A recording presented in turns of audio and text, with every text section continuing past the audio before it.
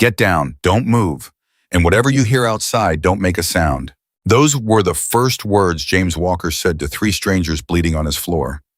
Not who are you or what happened, just the words of a man who had seen enough darkness in his life to know that answers could wait, but survival couldn't. If you've ever wondered what real courage looks like when it has gray hair, tired hands, and nothing left to lose, stay with me until the very end of this story.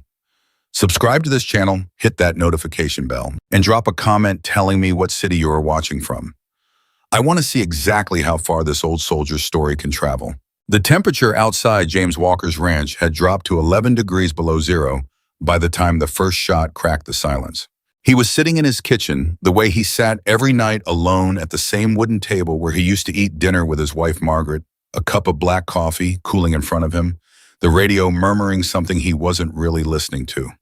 The clock on the wall read 11:32. He knew the exact time because he'd looked at it less than a minute before, for the way a man with nothing pressing to do still checks the time out of habit, out of a need to feel like the hours still belong to him. The first shot came from somewhere north of the property. James set down his coffee. The second shot came from closer. He pushed back from the table. The third shot and the fourth, and then what sounded like 6 more in fast succession, came from the direction of the old Halverson barn, the abandoned structure that sat at the edge of his property line, a building nobody had used in 20 years, a building he'd told the county needed to come down every year for the past decade without anyone listening. James Walker stood still for exactly 4 seconds. He was 71 years old. He had a bad knee that ached every morning when he got out of bed, a lower back that reminded him of 3 tours in 2 different decades every time the weather changed, and a doctor in Billings who had been telling him for 2 years to slow down, take it easy, stop lifting things heavier than a bag of groceries. He was also a man who had spent 31 years in the United States Army, who had walked into firefights in places most Americans couldn't find on a map, who had carried wounded men on his own back through terrain that would have broken younger soldiers in half. 4 seconds. Then he walked to the closet beside the back door, took down his hunting rifle, a .308. Winchester he'd owned for 20 years, kept clean and loaded, the way a man who grew up in rural Montana kept all his weapons pulled on his heavy coat and his boots and walked out into the dark. The cold hit him like a wall, the kind of cold that doesn't just chill you, it gets inside your coat, inside your chest, makes every breath feel like swallowing broken glass. The snow on the ground was 8 inches deep, crusted over from the last freeze, so every step crackled and compressed beneath his boots.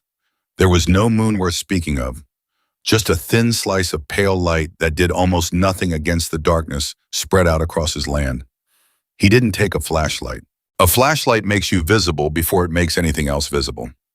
James Walker learned that lesson a long time ago in a place where forgetting it got men killed. He moved north. He moved carefully, and he moved toward the sound of the shooting. Most people, and he understood this, he didn't hold it against anyone. Most people his age, most people of any age hear gunshots in the dark and make the opposite decision. They lock the doors. They call 911. They wait. That is the reasonable response. That is the response that keeps you alive and unhurt and able to wake up the next morning and go about your ordinary business. James had made the other choice so many times that it was less a decision now and more a reflex. His wife Margaret used to say that about him. Jimmy, she'd say, shaking her head with that particular expression she had not quite exasperated, not quite proud, somewhere exactly between the two. You have never once in your entire life walked away from something because it scared you. I just wish sometimes you'd pretend. He laughed every time she said it. He wasn't laughing now. Now he was moving through 8 inches of frozen snow in the dark, tracking the direction of gunfire by memory and instinct, listening for sounds that would tell him what he was walking into before he got there. What he heard after about 200 yards of careful movement was silence. The shooting had stopped. That was either very good or very bad, and he didn't know which yet. He crouched low as he came around the near side of the Halverson barn, a structure that smelled, even in winter, of old wood and rot and decades of animal use, and he pressed his back against the exterior wall and listened. Breathing, he heard breathing. 3 sets ragged and fast, the way men breathe when they're injured and afraid, and trying very hard to stay quiet. He said in a voice that was low and flat and carried no alarm in it at all. I'm not going to shoot you. I'm the man who owns the property you're on. If you're hurt, tell me. A pause, then a voice rough male strained with pain said from somewhere in the darkness on the other side of the barn wall, "How many of you?" "One," James said. Another pause. "One old man with a rifle walked out here toward gunshots," the voice said. "That's either the bravest thing I've ever heard or the stupidest." "Could be both," James said. "Are you hurt?" "Three of us. Too bad, one manageable. We can't stay out here." James thought about it for approximately 1 second. "Come around to the south side," he said. "Stay low. If whoever shot at you is still out there, I don't want them to have a clear line when you move." "You sound like you know what you're doing," the voice said. "I've had some practice," James said. "Move now, in." There were three of them. The first one came around the corner of the barn, moving in a half crouch, one arm pressed tight against his left side, dark stains spreading through the fabric of his jacket that James recognized immediately as blood, fresh blood still moving. He was a big man, broad-shouldered, with a dark beard and eyes that were sharp despite the pain reading clearly in every line of his face. He was wearing a leather jacket with patches on it that James could just make out in the thin winter light. And he moved like a man who was used to moving through bad situations, even if this particular bad situation was worse than most. The second man came right behind him, supporting the third. The third was in the worst shape. He was younger, mid-30s maybe, and he was barely putting weight on his right leg, his face so pale in the dark that James could see it clearly from 10 feet away. The man supporting him was broad and steady, moving carefully, keeping his friend upright through what was obviously its own considerable effort. James looked at all three of them. He didn't see their patches first. He didn't see the leather jackets or the insignia or any of the things that might have told a different kind of man to back away and make a different calculation. He saw three men bleeding in the cold. "My truck's around the front of my house," he said. "We're going to move fast, and we're going to stay quiet. Can he walk?" The man supporting the injured one said, "He can walk. He doesn't have a choice." The injured man, through his teeth, through what sounded like a considerable amount of disciplined pain management, said, "I'm fine." "You're not fine," James said, looking at the leg, "but fine enough. Let's go." He moved them back toward the house, the same way he'd come, low. Careful, angled, so the barn structure stayed between them and the direction the shots had come from. Nobody spoke. The only sounds were boots in frozen snow, labored breathing, and once about halfway to the house, a sound from somewhere northeast of them, maybe a vehicle engine turning over and then going quiet, that made all four of them freeze for 10 full seconds before James said, "Move again," and they moved. He got them inside. He locked the door behind them. He pulled the kitchen blinds. Then he turned and looked at what he'd brought into his house. The big man with the dark beard introduced himself first. "Ryan," he said, "Ryan Cooper." He had his hand pressed against the wound in his side, and his jaw was set with the particular expression of a man who intends to keep functioning regardless of what his body is telling him. "Michael Brooks," said the steady one, the one who'd been supporting the third, who was now sitting heavily in the kitchen chair James had pulled out without ceremony. Michael was the kind of man whose size didn't fully register until he was inside a regular-sized room where suddenly all the furniture looked smaller around him. He had a cut on his head above his left eyebrow that had been bleeding down his face and had partially dried there, giving him a look that would have been frightening under other circumstances. The youngest one, the one with the bad leg, looked up from the chair and said simply, Ethan Sullivan." His voice was steady, which surprised James because the leg was not. James had already taken one look at it and made a series of quiet mental calculations about what he had in his medical kit and what was going to be sufficient. All three of them were wearing Hell's Angels patches. James noticed this the same way he noticed the specific make of Ryan's boots or the quality of Michael's jacket as information filed and stored without emotional weight attached to it. He'd been around long enough to know that a patch on a jacket didn't tell you what a man would do when it mattered. What a man did when it mattered told you that. "The wound on your side," James said to Ryan, "I need to look at it." "It's not—" "I wasn't asking," James said. Ryan blinked. Then surprisingly, he almost smiled.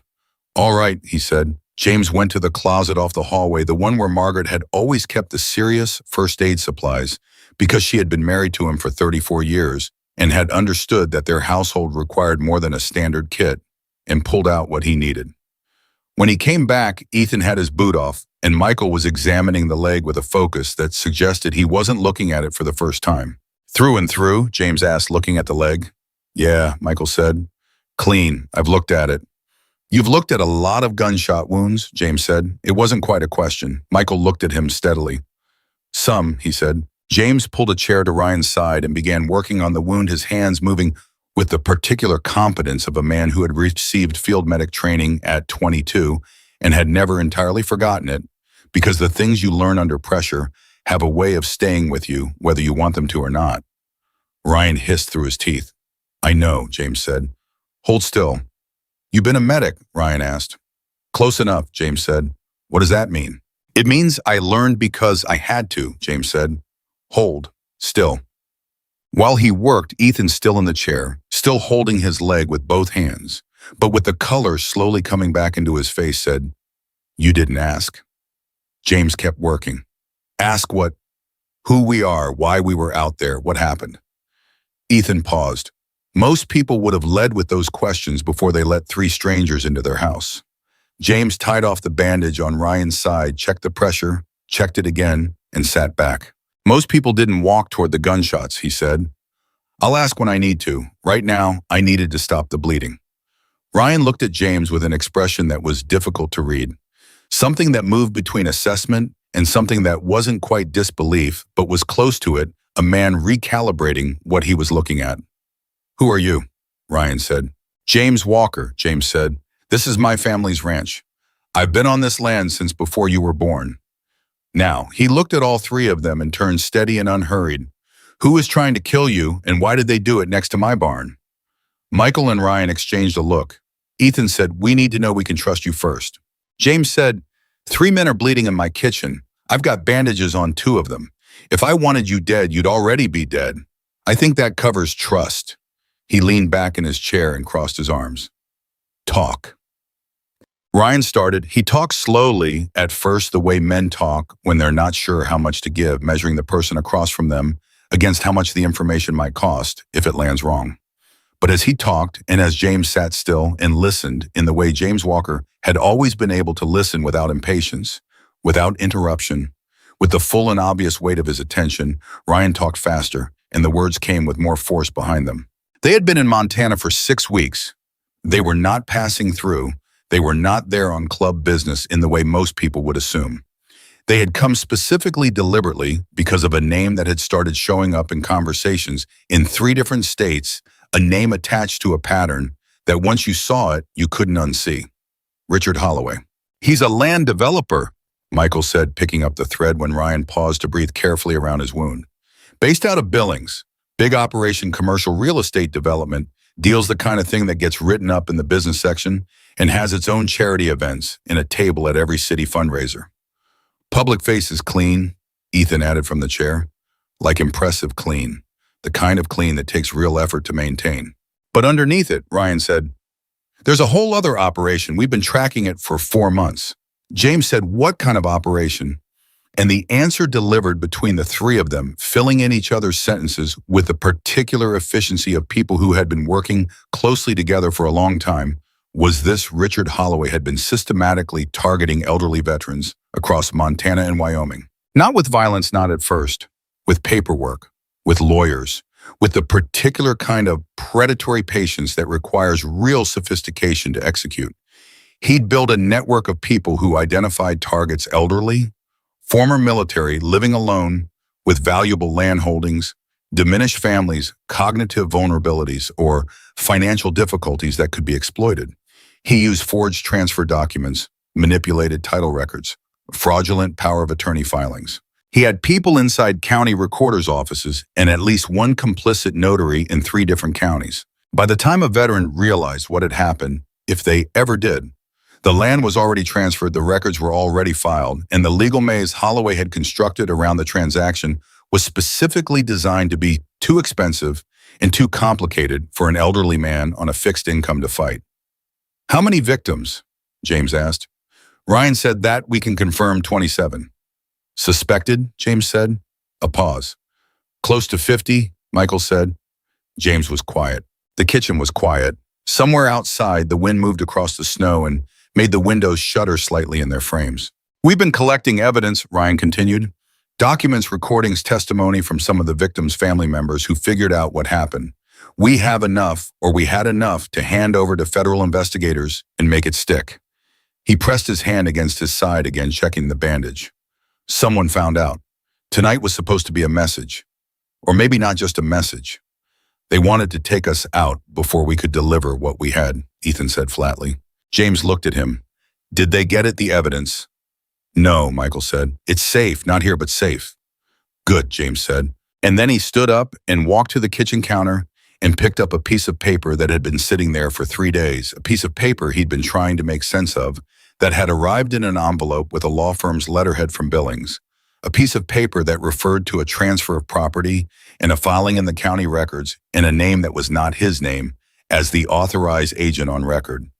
He set it on the table in front of Ryan. Ryan looked at it. Then Ryan looked up at James. James Walker, Ryan read, Rural Route 4, Cascade County. This is your land. It was my grandfather's land, James said. He broke it himself. He and my grandmother homesteaded it. My father was born in a house about 40 yards from where we're sitting. My wife is buried on the north end of the property under the cottonwood trees by the creek. He looked at the paper. Someone signed my name to a transfer document 3 weeks ago.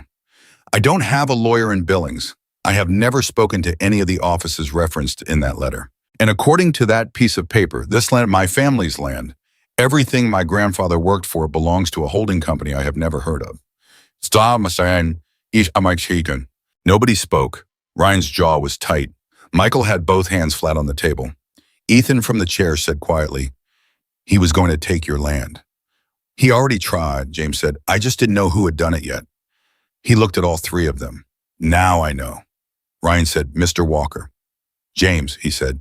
Nikosas. Ryan stopped. James, you need to understand what you're dealing with. Holloway has money, he has lawyers, he has people inside the local systems, and tonight he showed us he's willing to go further than legal pressure. You have a piece of paper and a rifle. That's not... I have more than that, James said quietly. Ryan looked at him. I have you, James said, and I believe you have evidence. And I spent 31 years learning that the difference between winning and losing isn't always who has more firepower. Sometimes it's who refuses to quit when the other side expects them to. He sat back down.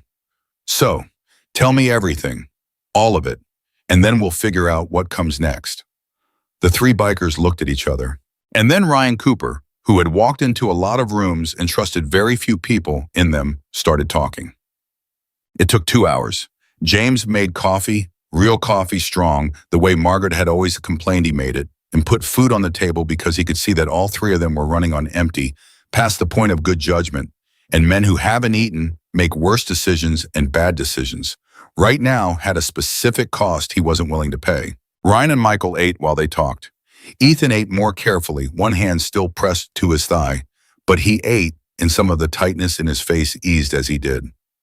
The story they told James, the full version, with the details and the names and the specific county filings and the particular mechanisms Holloway had used to construct his operation, was more sophisticated and more extensive than James had been prepared for. 27 confirmed cases. Elderly veterans, most of them in their late 60s to 80s, most of them living alone. Widowers, men whose children lived out of state or had complicated relationships with them. Men who had given their health and their years to their country and had come home and built something the way men of their generation built things quietly with their hands, without anyone watching, and had retired to that thing and expected it to be enough. Holloway's people had identified them with the kind of systematic patience that made James's jaw tighten as he listened. Credit records, public land filings, obituary listings that flagged when a spouse died a widower, living alone on valuable land being a particularly efficient target. They had a network of people who posed as legal service providers, financial advisors, county assessment personnel. The fraud was layered and redundant, designed so that any single piece of it could be explained away while the whole thing moved quietly forward underneath. How did you find them? James asked. A man named Harold Greer, Ryan said. 81 years old, lost his wife 2 years ago, lived alone on 40 acres outside Great Falls. His daughter called his chapter. James blinked. His chapter, he repeated. Harold rode with us for 30 years, Michael said. He stopped when his wife got sick, but you don't stop being family. His daughter Cassie called our chapter president and said her father had just discovered he no longer owned his land, that she'd gone to file some insurance paperwork and found documents she'd never seen before, and a transfer that Harold didn't remember signing. He didn't sign it, Ethan said. We pulled the original filing. The signature was forged. Harold was the first, Ryan said. We started asking around, and the more we asked, the bigger it got. James sat back. 40 acres outside Great Falls. An 81-year-old man who didn't know his land was gone until his daughter found paperwork he'd never seen. He thought about the letter on his kitchen counter, the forged name, the holding company that didn't exist in any form he recognized. He thought about Margaret's grave under the cottonwood trees. He said, "Is Harold still on his land?" Ryan's expression shifted. "He is, because we got there in time. The transfer hadn't completed through all the layers yet. We were able to get a federal flag on the property. The others..." A pause. "Some of them," Michael said. "Not all." James nodded slowly. He didn't say anything else for a moment, just sat with that. Then he looked at Ryan and said, "Whoever shot at you tonight, how much do they know about what you've gathered?" "They know we have documentation. They don't know specifically what or where," Ryan said. "But if they went after us tonight, they know we're close. They know we're a problem." "They'll come back," James said. "Yes," Ryan said. "For you," James said. "And now possibly for me." He looked at the letter on the table again. "Because I've seen their paperwork, and I've heard their operation. And I'm sitting in this kitchen with the three people who know the most about what they've been doing." Ethan said quietly, "We should go. We shouldn't have come here. We're putting you in." "You're not going anywhere," James said, and his voice had a quality in it that closed the sentence completely the way a door closes when you mean it. "Your friend's leg needs rest, and you're not in condition to move safely tonight. And beyond that..." He stopped. He looked at all three of them. "Nobody is taking my grandfather's land," he said. "Nobody is taking Harold Greer's land, and nobody is taking the land of 50 men who served this country and came home and built something and are now being picked apart by a man in a suit who has never built anything." He pushed back from the table and stood. "So we're not running. We're going to figure out what we have, what we need, and how we finish this." Ryan looked at him for a long moment. His expression had moved past the recalibration James had seen earlier into something that was harder to name. "James," he said finally, "do you know what the Hells Angels are?" "I know what people say you are," James said. "And I know what you did tonight," James said. "You spent months collecting evidence about people stealing from old soldiers. You got shot at for it, and you were bleeding in the snow outside my barn." He looked at Ryan steadily. "What you are is three men who needed help. That's enough for me." Something moved in Ryan Cooper's eyes that was not quite what James had expected to see there. "We're going to need to make a call," Ryan said. "To who?" James asked. Ryan said, "Our chapter president." James nodded. "Make the call," he said. "Shem." Ryan used a phone James couldn't entirely identify. Not a standard smartphone, something with modifications he didn't ask about, and stepped into the living room to make the call, while Michael helped Ethan move to the couch and James went to the linen closet for blankets and pillows that hadn't been used since the last time he'd had guests, which had been so long ago he couldn't immediately remember when. He could hear Ryan's voice from the living room, low-controlled, delivering information with the particular efficiency of someone giving a situation report, which was a thing James recognized down to his bones. When Ryan came back into the kitchen, his expression was different. Still controlled, but different. "What?" James said. "There's more," Ryan said. "I needed to check something before I told you." James said, "Then check it and tell me." Ryan sat down at the table. "The holding company on your paperwork, Cascade Valley Holdings." "Yes," James said. "It's a subsidiary," Ryan said. "Third layer down in a holding structure. The original filings on Harold Greer's property and 6 of the other confirmed cases trace back to the same parent entity." He looked at the letter on the table. "You weren't just a random target, James. Your property has been flagged in Holloway's system for at least 8 months. They've been building toward this. You were in the pipeline." James processed that. 8 months, while he'd been sitting in this kitchen alone, drinking cold coffee, looking at the clock, believing that the world had moved on past him and left him standing in an empty house with an empty driveway and no reason for any of it to matter to anyone. Someone had been building a file on him. Someone had been preparing to take everything his grandfather built. 8 months, he said. Yes, Ryan said. And you found my property in your investigation, James said slowly, before tonight. Ryan hesitated for exactly 1 moment. Your name came up in our files 2 weeks ago, he said. We were going to reach out through County Veteran Services. We had a contact there who was helping us identify targets before the transfers completed. Tonight was supposed to be us getting the last evidence package together so we could go to the federal investigators by end of week. He looked at James directly. We didn't get here in time to warn you. I'm sorry. James looked at him. And what James felt in that moment was not anger and not fear, and not the particular variety of desolate helplessness that he'd become most familiar with in the years since Margaret died, the feeling that the world was simply happening around him and there was nothing to grip, nothing to push against, nothing that his effort or his experience or his will could meaningfully affect. What he felt instead was something he hadn't felt in a very long time. He felt like a soldier again. Don't apologize, James said. You're here now. That's what matters. He looked at Ryan. And now I'm going to tell you something about this property and about this land and about exactly how well I know every inch of it. Because if Holloway's men come back, and they will come back, they are going to find out that they made a very significant mistake when they chose this particular old man's land. Ryan looked at him.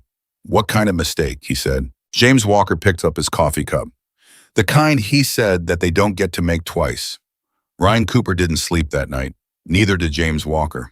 Michael had fallen asleep on the couch around 2 a.m, the way big men sometimes do, after sustained physical stress, not gradually but all at once like something simply switched off. Ethan was in the guest room with his leg elevated on 2 pillows and strict instructions from James not to put weight on it until morning. But Ryan sat at the kitchen table with James, and the two of them stayed up in the particular quiet of a house where everyone else is sleeping and the world outside is frozen and still, and they went through everything. Every document, every name, every county filing and forged signature and shell company and fraudulent power of attorney that Ryan had committed to memory over 4 months of investigation. James listened the way he'd always listened, completely without interruption, with the kind of attention that made people feel sometimes uncomfortably that nothing they said was going to be filtered or dismissed or filed away as less important than they thought it was. He asked precise questions. He remembered every answer. And gradually, across 2 hours of coffee and low voice at a kitchen table in rural Montana, the full shape of what Richard Holloway had built came clear. It was bigger than James had imagined. Not just in scale, though the scale was staggering, but in construction. This was not a casual fraud. This was an architecture. Holloway had spent years building a system specifically designed to be difficult to see, difficult to prove, and nearly impossible to fight without resources that most of his targets didn't have. Walk me through the structure again, James said. From the top. Ryan rubbed his face. Holloway sits at the top. He's clean on paper, completely clean. His direct involvement in is insulated through 3 layers of entities. The actual fraud is executed at the 3rd and 4th layers, which are staffed by people who either don't know the full picture or who are careful enough to maintain deniability. The county insiders, James said. 2 recorders' offices that we can confirm. Possibly a 3rd. Ryan pressed his finger against the table, mapping the structure in the air. The notary, a woman named Patricia Voss, she's the key link. She authenticated documents that were never actually signed in her presence. We have testimony from one of the victim's family members who was in the room when a document was supposedly notarized and has stated under recorded oath that Voss was not present. Where is Patricia Voss now? James asked. That, Ryan said, is a very good question. She disappeared from her regular address about 10 days ago. James looked at him steadily. Disappeared how? Not the violent kind, the careful kind. She moved, changed her phone. Her license plate was last pinged by a traffic camera in Casper, Wyoming 6 days ago and hasn't shown up since. Holloway moved her, James said. That's our read, Ryan said. She's either a protected witness or she's been paid to disappear until the heat passes. Either way, losing her complicates the federal case. James was quiet for a moment. The refrigerator hummed. Outside the window, the wind had stopped and the silence was absolute. You said you have enough, James said. Even without it, Brar. We have enough to get Federal investigators interested, Ryan said carefully. Whether it's enough to actually prosecute Holloway, that's a different question. The man has 3 criminal defense attorneys on retainer. He's been investigated twice before for unrelated financial matters and walked clean both times. He paused. We needed one more piece. One piece that connects Holloway directly, not through intermediaries, not through layers of shell entities, but his name, his hand, his direct instruction. And you didn't get it, James said. Not yet, Ryan said. And the way he said not yet told James something important about Ryan Cooper, that this was a man who did not use that phrase casually. You know where it is, James said. Ryan looked at him. You know where the piece that connects him directly is, James said. And that's why they came after you tonight. Not because you have everything, because you're close to getting the one thing that makes everything else usable. A long pause. Patricia Voss, Ryan said, kept records. Her own records separate from the official filings a personal ledger effectively of every document she processed and who authorized her to process it. We have reason to believe those records exist and that they contain direct communication from Holloway's office. You have reason to believe, James said. You don't have them. We know where they are, Ryan said quietly. We were 48 hours from retrieving them when tonight happened. James set down his coffee cup. Then we have 48 hours, he said. Ryan stared at him. James, you're a 71-year-old man with a rifle and a ranch in Cascade County. Holloway has resources, armed men, and now he knows we're compromised. What exactly do you think you can... I think, James said with a particular quietness that had a way of stopping conversations, that you called your chapter president tonight, and I think that call changed things. So why don't you tell me what your president said? Because I noticed your expression was different when you came back from that call, and we've been talking for 2 hours, and you still haven't told me what he actually said to you. Ryan looked at him for a long moment. Then he said he'd make calls. What kind of calls? James asked. The kind, Ryan said slowly, that he makes when something matters enough. James Walker had fought in places where the mission briefing was incomplete, and the terrain was unknown, and the outcome was uncertain, and the only thing that was ever fully within his control was the decision about how to proceed. He understood the feeling of sitting across a table from incomplete information and having to make a judgment call about what it added up to. He looked at Ryan Cooper, at the bandage on his side, at the lines of exhaustion in his face, at the specific quality of a man who had been carrying something heavy for a long time and was starting to feel the weight, and he made his judgment call. Get some sleep, he said. Use the room at the end of the hall. I'll be up. You need to sleep too, Ryan said. I'll sleep when this is over, James said. Go. Ryan opened his mouth to argue and then seemed to decide with the practical intelligence of a man who knew his own limits that it wasn't worth the energy.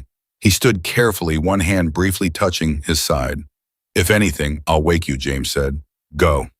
Ryan went. James sat alone at the kitchen table. He picked up the forged letter and looked at it for a long time. He thought about his grandfather, August Walker, who had come to Montana in 1923 with almost nothing and had broken this land himself by hand across years that James couldn't fully imagine. Even though he'd heard the stories so many times, they were braided into his own memory. He thought about his father learning to ride a horse on this property before he could properly walk. He thought about the summer he'd brought Margaret here for the first time she was from Michigan. She'd never been west of Chicago, and she'd stood at the edge of the North Pasture and looked out at the mountains and the sky and said in a voice that was completely uncharacteristic of her usual dry precision, "Oh, Jimmy, this is the most beautiful thing I've ever seen." He thought about her grave under the cottonwood trees. He thought about 50 men like himself living alone on land they'd built and loved, being systematically robbed by a man who had never built anything and probably never would. And then he thought about something else. He thought about Ryan's phone call and what he'd make calls meant when a man like Ryan's chapter president said it. Dawn came slowly the way Montana winter dawns do, reluctant and gray, the light arriving in increments rather than all at once seeping in around the edges of the blinds rather than hitting them straight on. James had not slept. He had made another pot of coffee, checked the windows twice, and spent approximately 2 hours going through his own property files, the ones Margaret had always kept meticulously organized in the filing cabinet in the office. In green folders with her careful handwriting on the tabs because Margaret had understood that the paperwork that no one bothered to file was the paperwork that someone else could eventually exploit. By 6 in the morning, he had assembled a complete record of his property history going back to his grandfather's original homestead filing. By 6:15, Michael was up moving quietly into the kitchen with the particular care of a very large man in an unfamiliar house, and James had coffee poured before Michael had finished sitting down. "You didn't sleep," Michael said. "No," James said. "You should have." "Probably," James agreed. "Ethan's leg. He'll be okay. Through and through clean channel, no bone involvement. He's been hurt worse." Michael wrapped both hands around the coffee mug. "Thank you for last night." "You'd have done the same," James said. Michael looked at him. "Would I walk toward gunshots in the dark at 71 alone?" He shook his head slightly. "I don't know if I'd have done that at 35. "Sure you would," James said. "You've been doing it for months.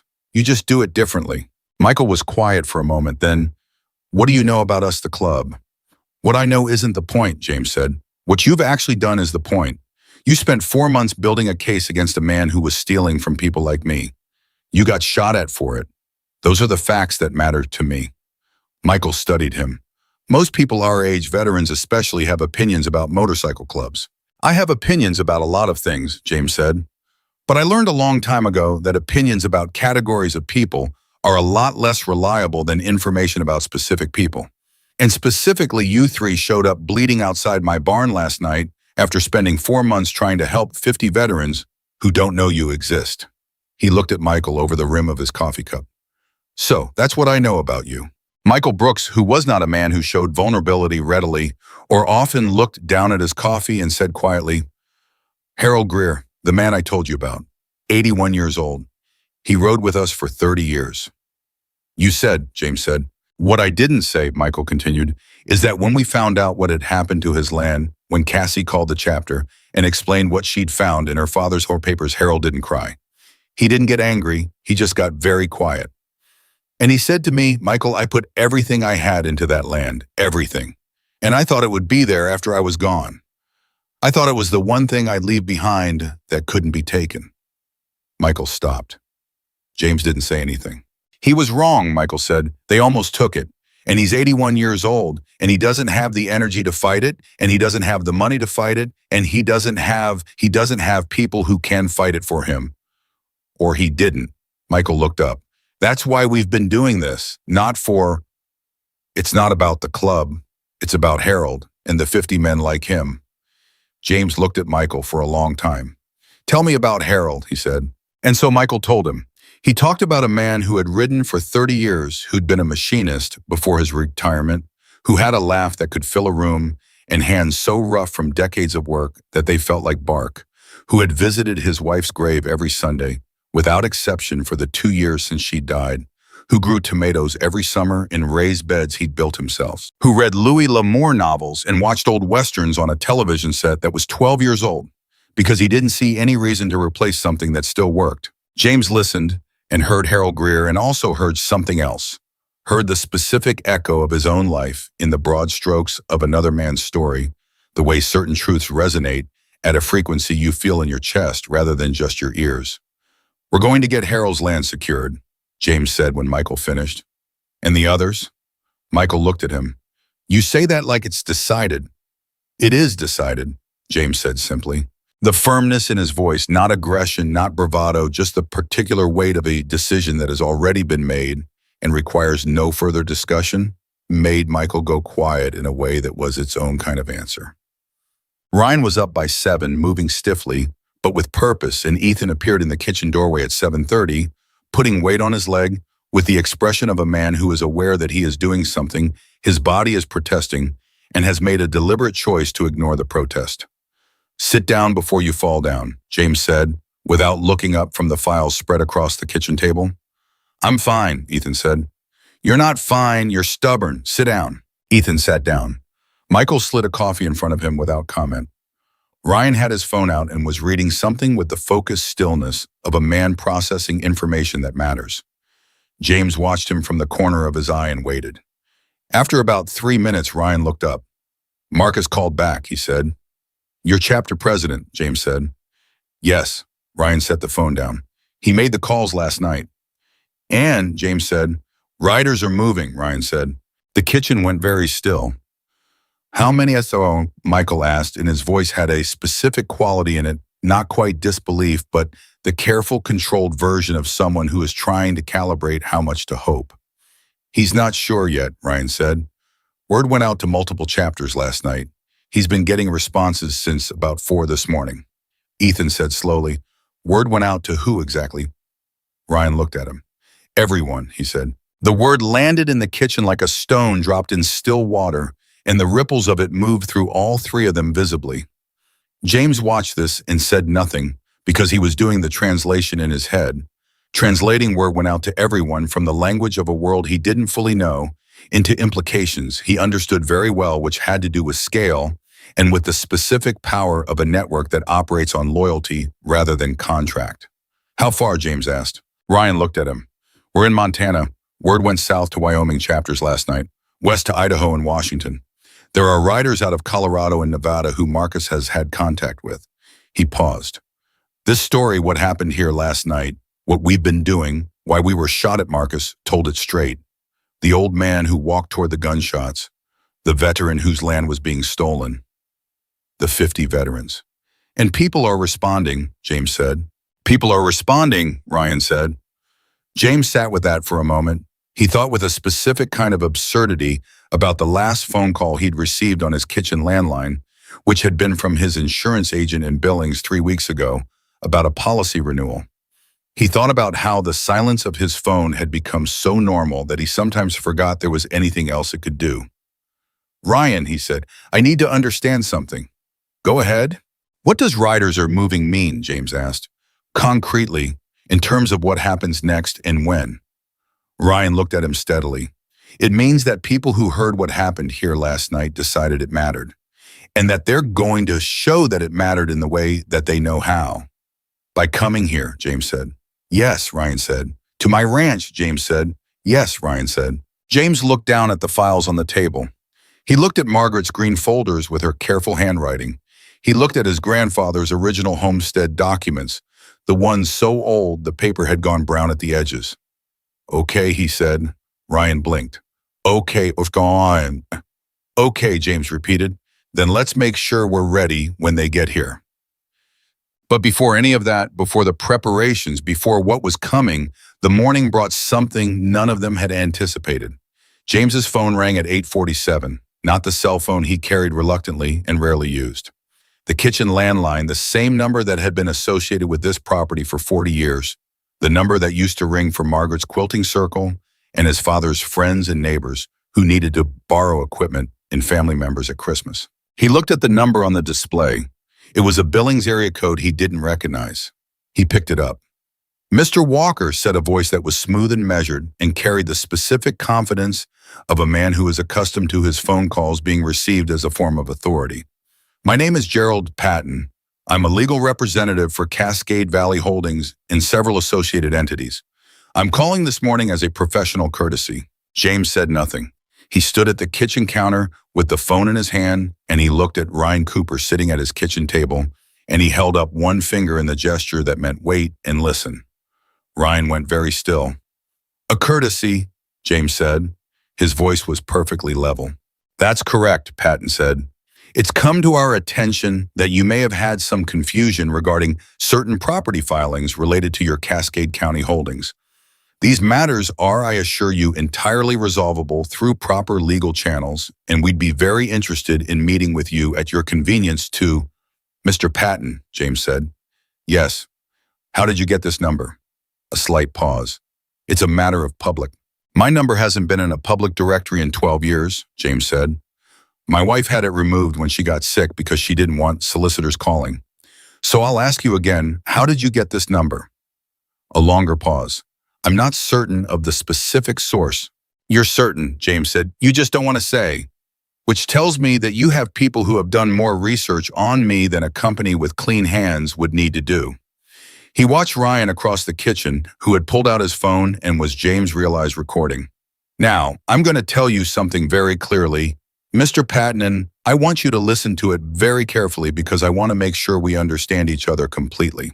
Of course, Patton said in the tone of a man who is managing a situation he believes he controls. I know about Cascade Valley Holdings, James said.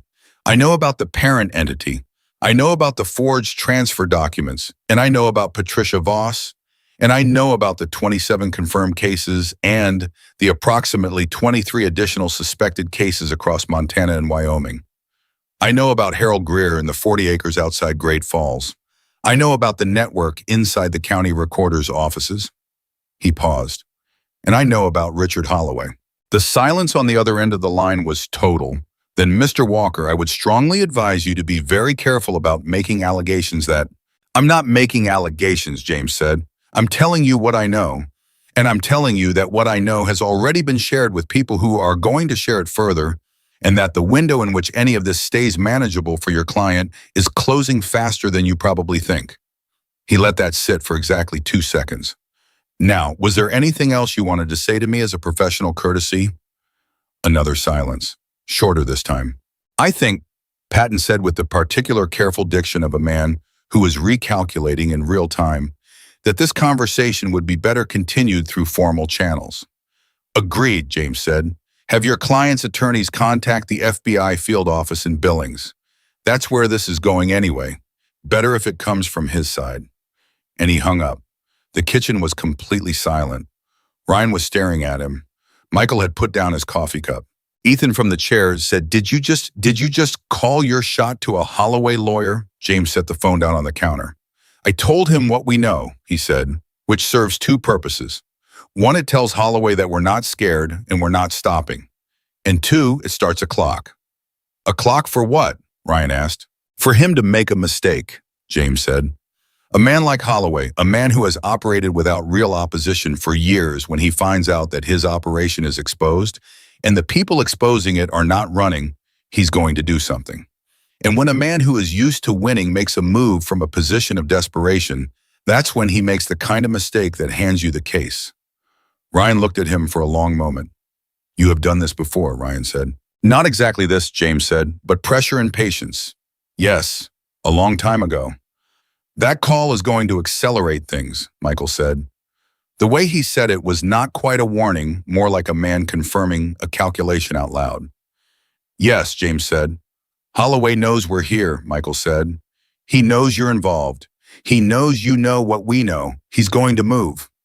Yes, James said again. You wanted him to move, Ryan said slowly. I wanted him to react, James said. There's a difference. A reaction tells you what someone is actually afraid of. And what he's afraid of is how far the evidence has already traveled. He looked at Ryan. How many people know what you know? Beyond this room, Ryan said, the evidence package exists in 2 secure locations, neither of which Holloway can access.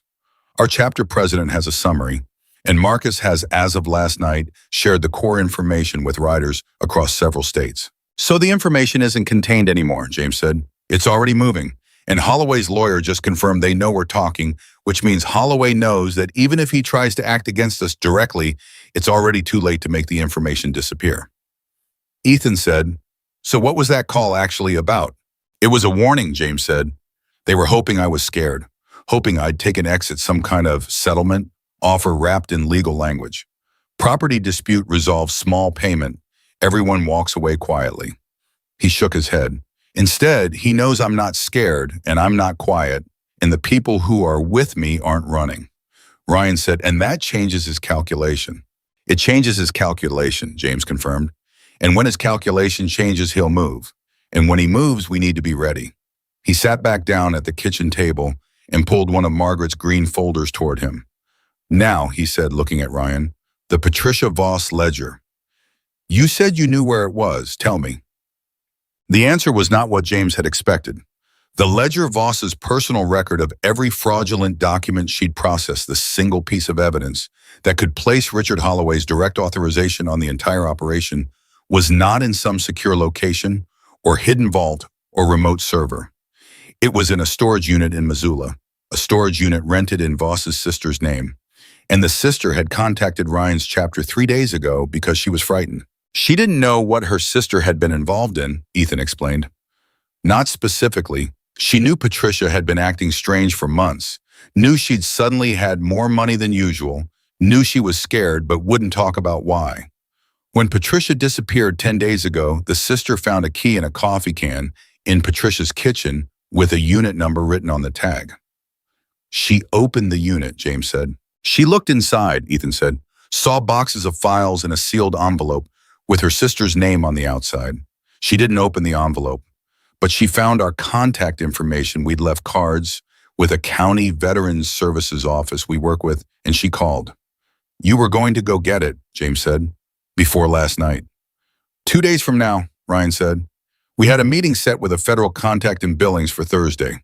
The plan was Missoula on Wednesday, Billings on Thursday. Plans change, Michael said. Yes, James said. He looked at the calendar on the wall, Margaret's kitchen calendar, still the same format she'd always used, still hanging in the same place.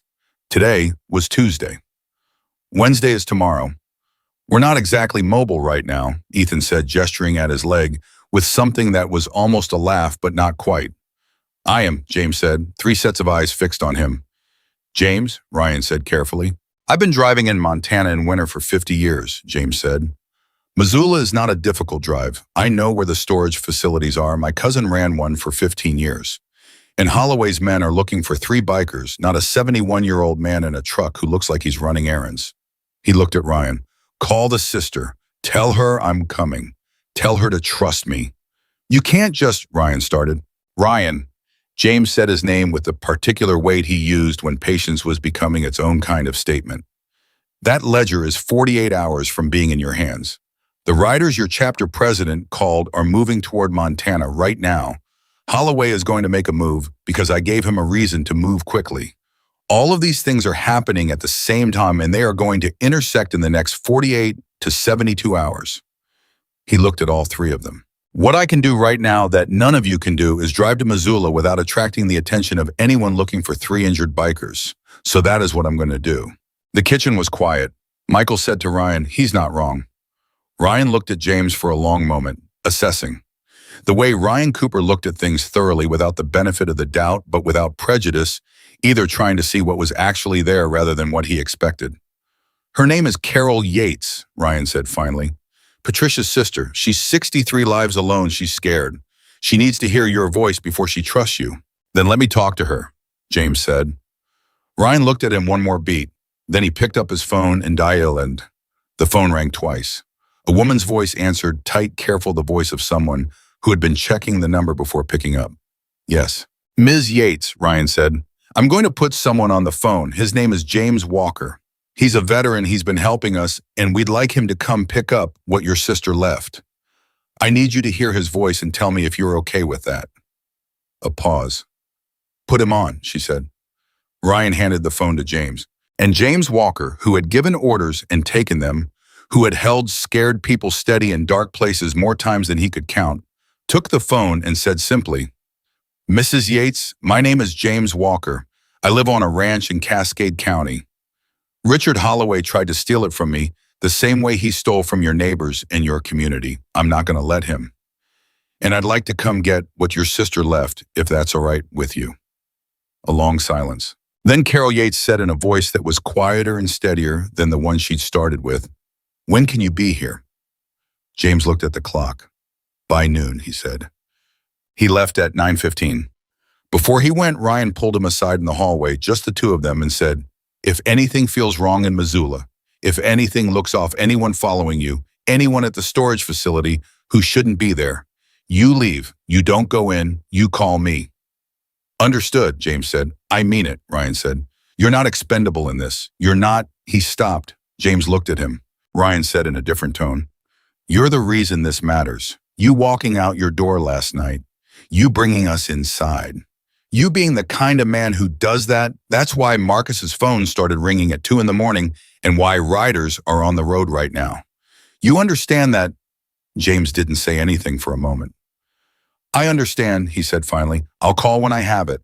He drove away from the ranch in his old truck into a gray Montana morning, toward Missoula, toward a storage unit, toward a sealed envelope that held the name and the direct authorization of the man who had been slowly and patiently dismantling the lives of 50 veterans across 2 states.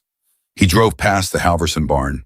He looked at it as he passed at the place where less than 12 hours ago 3 men had been bleeding in the snow. He thought about Harold Greer and his raised bed tomatoes, and his Louis L'Amour novels, and his Sunday visits to his wife's grave.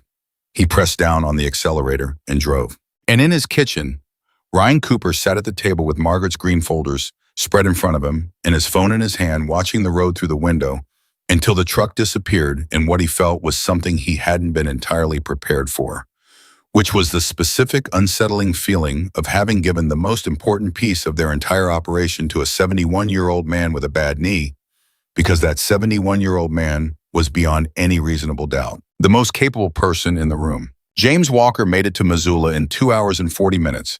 He drove the way he did everything without hurry, but without waste, steady on the highway, the truck heater running full, the radio off. He'd never been a man who needed noise to fill silence. Margaret used to say that about him too, usually while she turned the radio on. He smiled at the memory without meaning to, then let it go. Carol Yates had given Ryan the address of the storage facility and a unit number, and Ryan had relayed it to James before he left. The facility was on the east side of Missoula, the kind of place that had been there for 20 years and looked at functional, unremarkable. Exactly the sort of location a frightened woman would choose to hide something important because it was so ordinary that no one would think twice about it. James drove past it once before he pulled in. Old habit, you look before you commit. Nothing felt wrong. 2 cars in the lot, neither of them occupied. A facility manager visible through the office window doing something on a computer. No vehicles idling. No one sitting where people didn't have a reason to sit. He pulled in and parked. Carol Yates was already there, standing outside the office with her hands in her coat pockets and her shoulders drawn up against the cold. She was 63 years old and looked like a woman who had not slept in 10 days, which James reflected she probably hadn't. She was medium height, brown-gray hair, cut practical and short, and she looked at his truck as he got out with the specific expression of a person who has been waiting for something and is not yet sure if what arrived is what they needed. James walked toward her. He didn't extend his hand right away. He stopped about 6 feet from her and said, "Miss Yates, I'm James Walker." She looked at him. "You sound the same as you did on the phone," she said. "I usually do," he said. Something in her shoulders came down a fraction. "Not much. Enough." "This way," she said. The unit was a standard 10 by 10. Carol unlocked it and pulled up the door, and James looked at what was inside: 6 cardboard file boxes stacked in 2 rows, and on top of the right-hand stack, an envelope. White, sealed with the name Patricia written on the front in handwriting that was careful and small, the handwriting of someone who was trying to be precise at a moment when precision was difficult. James looked at it and didn't touch it. "Have you opened any of the boxes?" he asked. "No," Carol said. "I looked in the top one. It's files, papers. I didn't want to know more than I already know." "Smart," James said. He looked at her. "Do you know where your sister is?" Carol's jaw tightened. "No, she called me once 10 days ago, said she was safe, said she was sorry, said not to come looking." She stopped. "She's my little sister. She's 58 years old. She called me from a number I didn't recognize and told me not to look for her and then hung up." "She's protecting you," James said. "I know that," Carol said. "That doesn't make it easier." "No," James agreed. "It doesn't." He looked at the envelope again. "Is it all right if I take these, all of it, the boxes and the envelope?" "That's why I called them," Carol said. "That's why I'm here." She paused. "Will it help her if whatever is in those boxes, if it does what they seem to think it will it help Patricia?" James considered the question with the seriousness it deserved. "I think," he said carefully, "that the best protection your sister has right now is for the man who has her scared to stop having power over anyone. And what's in these boxes is the thing that makes that happen." Carol looked at him for a long time. Then she said, "My father served in Vietnam, came home with both legs and a lot of things he never talked about. Worked 30 years at a lumber mill. He died on the land he owned the way he wanted to." James waited. "He would have liked you," she said simply. "Take the boxes." James took the boxes. He loaded them into the bed of his truck, himself one at a time, his bad knee complaining on the 3rd lift, but not enough to matter. Carol stood and watched, and when he'd finished and closed the tailgate, she said, "The men who shot at them last night, do you know who sent them?" "Yes," James said. "Are you afraid of him?" James thought about it honestly because Carol Yates had earned an honest answer. I was afraid of a lot of things in my life, he said. Men who shot at me, men who had more firepower than I did in better position and sometimes better information. I was afraid every single time, and I went anyway. That's not bravery, that's just what the situation requires. He looked at her. Richard Holloway is a man who has operated for years without anyone pushing back. He's not used to it. That makes him dangerous, and it also makes him likely to make mistakes. He put his hand briefly on the side of his truck. I'm not afraid of him. I'm angry at what he's done. That's different. Anger is fuel. Fear is drag. Carol nodded once slow and definitive. Drive carefully, she said. Yes, ma'am, he said, and he drove. Ryan picked up on the first ring. I have it, James said. A silence on the other end that lasted about 3 seconds and carried a month's worth of weight in it. All of it, Ryan said. 6 boxes of files and the envelope, James said. Whatever Voss put in those boxes, it's in my truck. He heard Ryan exhale a single controlled breath that was the closest James had heard him come to pure relief. Then, James, listen to me carefully. Don't open anything. Don't stop anywhere you don't absolutely have to. Come straight back. I wasn't planning to stop for sightseeing, James said. I know, Ryan stopped. Thank you, he said. I mean that. Tell me when I get back, James said. Is anything happening there? A pause that was a different kind than the first one. Yes, Ryan said. Tell me, James said. Marcus called again an hour ago, Ryan said. The count is up. Riders are coming from further than he expected. Idaho chapters, Wyoming 2 from Colorado, who were already close to the state line. Some Washington members who were apparently already heading east for a different reason and rerouted. James processed this while he drove. How many are we talking about now? He can't give me an exact number yet, Ryan said, but he said to tell you. He paused and James heard something in the pause that he couldn't immediately name. He said to tell you that when the story got out about what you did about the old veteran who walked toward gunshots alone about your land, about the 50 men like you had moved people. That's his exact word. Moved. James didn't say anything for a moment. He watched the highway ahead of him, the gray winter sky flat and wide above the mountains. There's another thing, Ryan said, and his voice shifted slightly. We had a visitor this morning, about an hour after you left. James's hands tightened on the wheel. What kind of visitor? A car. Came down your road slow, didn't pull into the property, sat at the end of the drive for about 4 minutes, then left. You get the plates. Michael did, Ryan said. We ran it through a contact, registered to a property management company in Billings, third-party firm. But the company has ties to 2 of the shell entities in Holloway's structure. James kept his voice completely level. They're watching the ranch. They're watching the ranch, Ryan confirmed. They know you're there, James said. They know someone's there, Ryan said. They don't know the full picture of what's in this house or what's in your truck right now, but they're building one. He paused. James, when you get back, we need to move fast. We need to get this evidence to the federal contact in Billings before Holloway has time to complicate it. How close is your federal contact? James asked. I've been in contact with him since this morning, Ryan said. Agent named Donnelly, FBI Financial Crimes. He's been looking at the edge of Holloway's operation for 8 months from the financial side, but he hasn't had direct evidence of the property fraud. He has now. I gave him enough to open a formal inquiry, but he needs the Voss records to build the charging case. Donnelly, James said, can you trust him? I've worked with him twice before, Ryan said. He doesn't like us. He's never going to like us. But he's honest, he's good at his job, and he wants Holloway worse than he wants to make my life complicated. A brief pause. That's the best kind of federal agent to have on your side.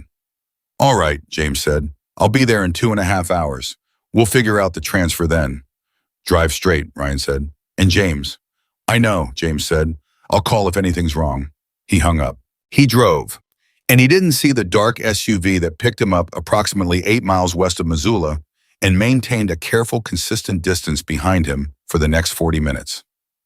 He noticed it at the first gas stop he made, not because he needed gas, but because his bladder was 71 years old and the highway was long, and he pulled into a station outside a town called Drummond and came back to his truck and noticed while he was pulling out of the station, a dark SUV that had also pulled in and was also pulling out 2 beats behind him with no one having gotten out of it at any point.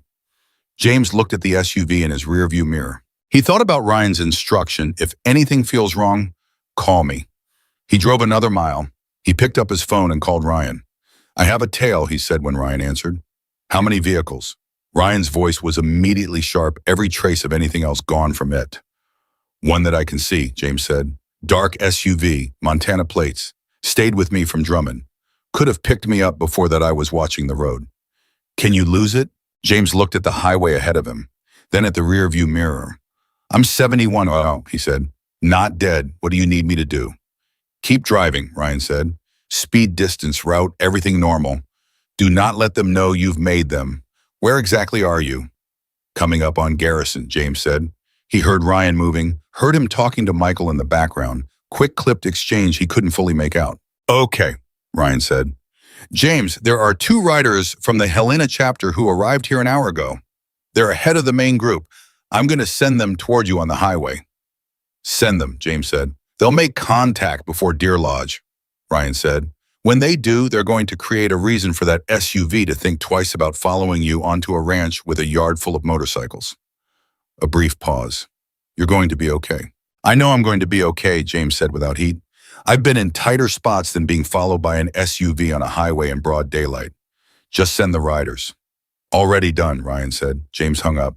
He drove and he watched the rearview mirror, and he kept his speed exactly at the limit, and he did not allow himself to feel the specific tightness in his chest that was trying to develop because he had 6 boxes of evidence in the bed of his truck, in a tail on the highway, and the knowledge that the window between right now and Holloway making a serious, possibly irreversible move was measured in hours and not days.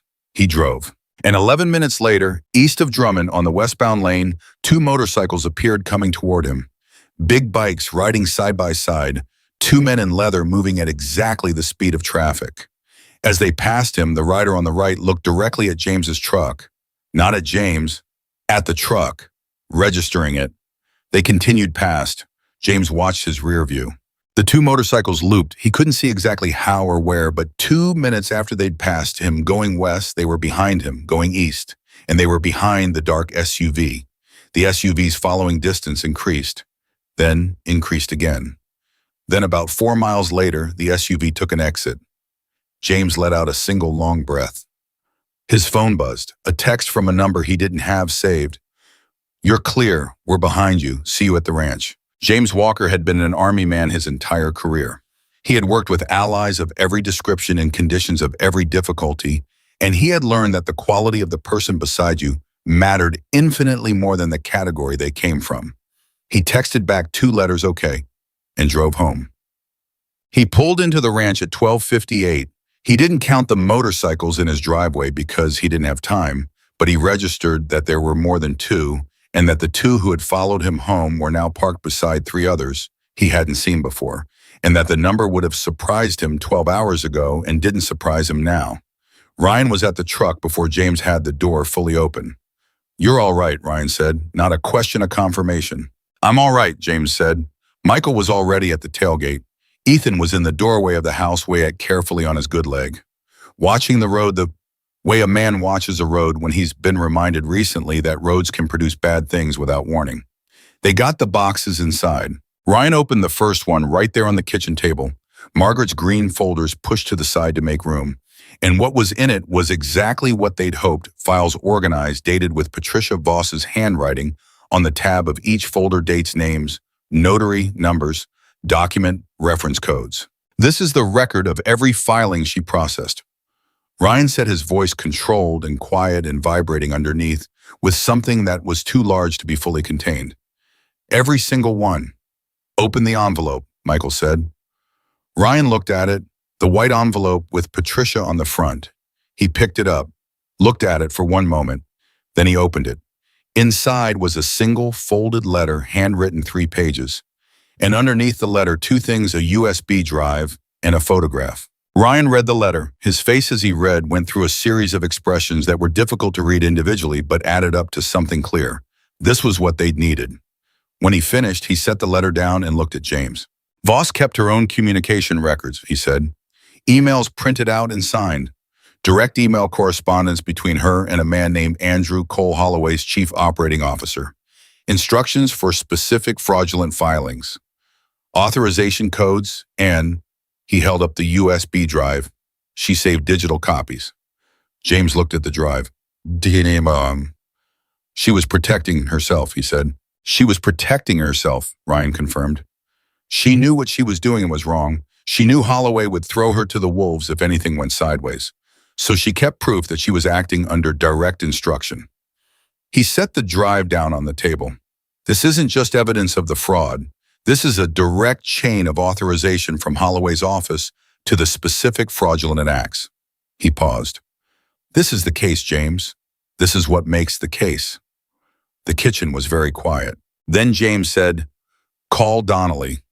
Ryan was already dialing. The call to Agent Donnelly lasted 45 minutes, most of which James spent in the kitchen making food sandwiches simple enough for everyone in the house, which was now 7 people, including the 2 Helena riders who had introduced themselves as Pete and Danny and had accepted coffee with the ease of men who were comfortable in any kitchen, while Ryan sat at the table and talked in precise, measured terms about what they had and what it documented and what it could do. James listened while he worked.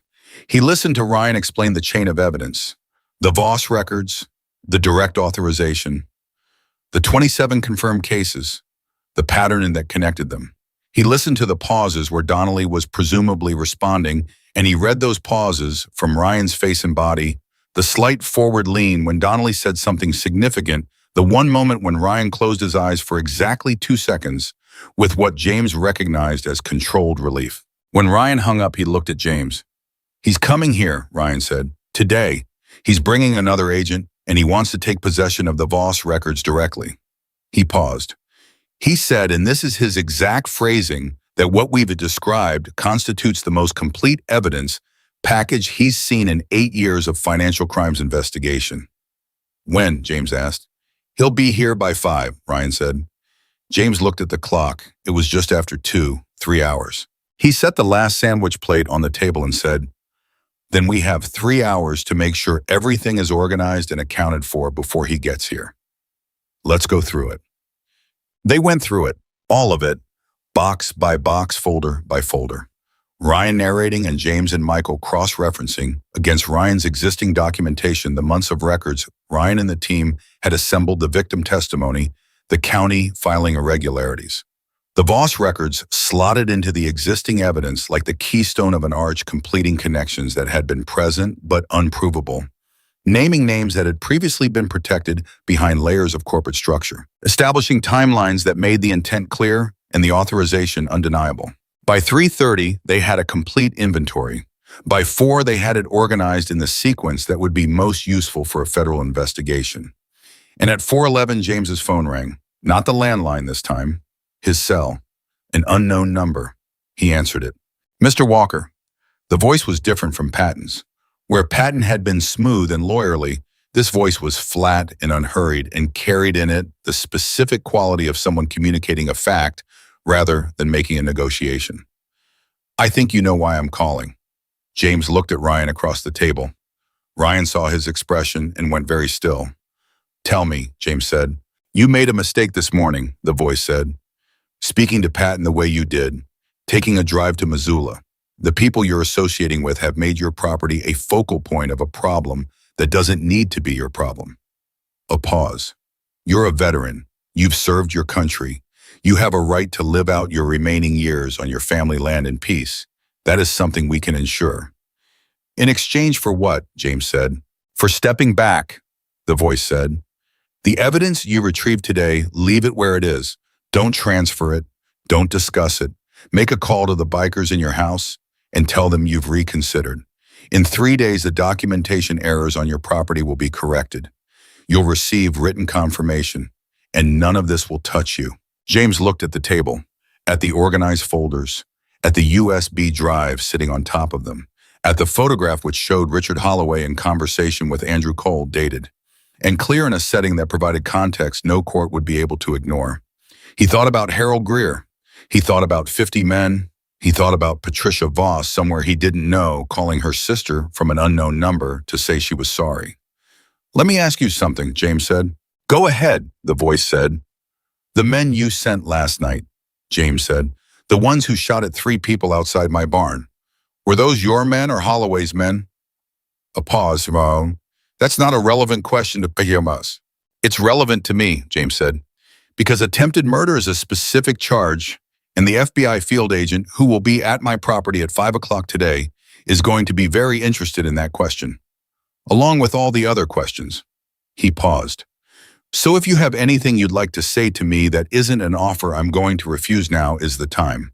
Otherwise, I'm going to hang up and finish what I'm doing. A silence. Then the voice said very quietly, "You're making a serious mistake." "I've made serious mistakes," James said. "This isn't one of them." And he hung up. He set the phone down. Ryan was watching him. "Second call," James said. Different voice. "They offered to fix my paperwork if I walked away." Michael said from across the table, "They're panicking."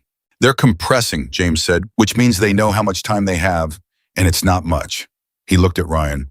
"Donnelly needs to know about that call. Can you reach him?" Ryan was already on his phone. Donnelly arrived at 4:52 with a second agent named Chen and a third person who was introduced only as our forensic document specialist and who immediately asked to see the Voss materials without preamble or small talk, which James respected.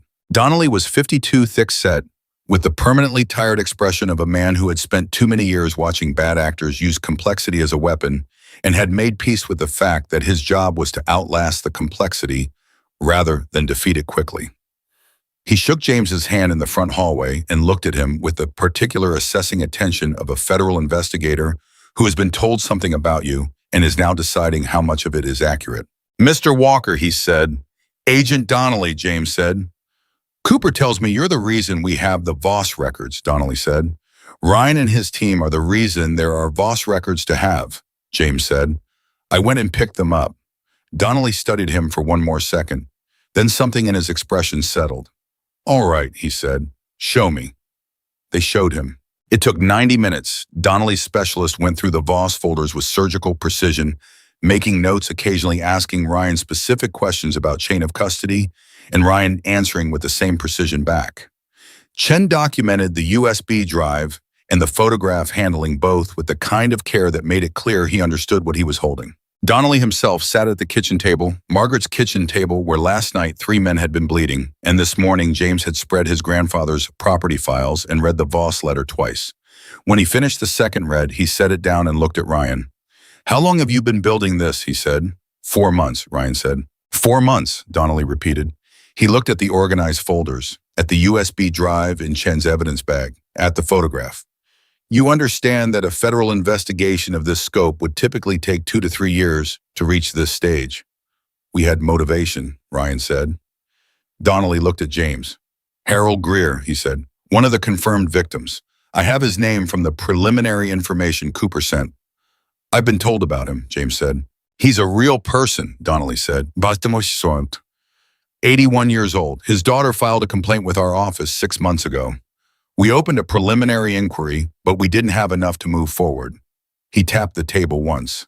"We have enough now." James looked at him. "What does enough now mean in practical terms?" "It means that I will have a warrant application in front of a federal judge before midnight tonight," Donnelly said. "And it means that Richard Holloway's operational capacity is going to be significantly disrupted within the next 24 hours. He paused. "It also means that the 2 phone calls you received today, this morning, and this afternoon need to be formally documented and are going to be added to an obstruction consideration." "Whatever you need," James said. Donnelly stood and extended his hand. James shook it. "Mr. Walker," Donnelly said, "I've been in federal law enforcement for 26 years.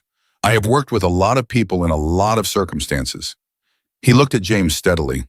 "I don't give compliments easily, and I don't give them when they're not earned. What you did last night and this morning, and what these men have done over 4 months, this is going to put a real criminal operation out of business. People who would otherwise have continued to be hurt are not going to be hurt because of what happened in this house." He paused. "That's worth saying." James said thank you. Donnelly and his team left at 6:20. The kitchen was quiet for a moment after the door closed.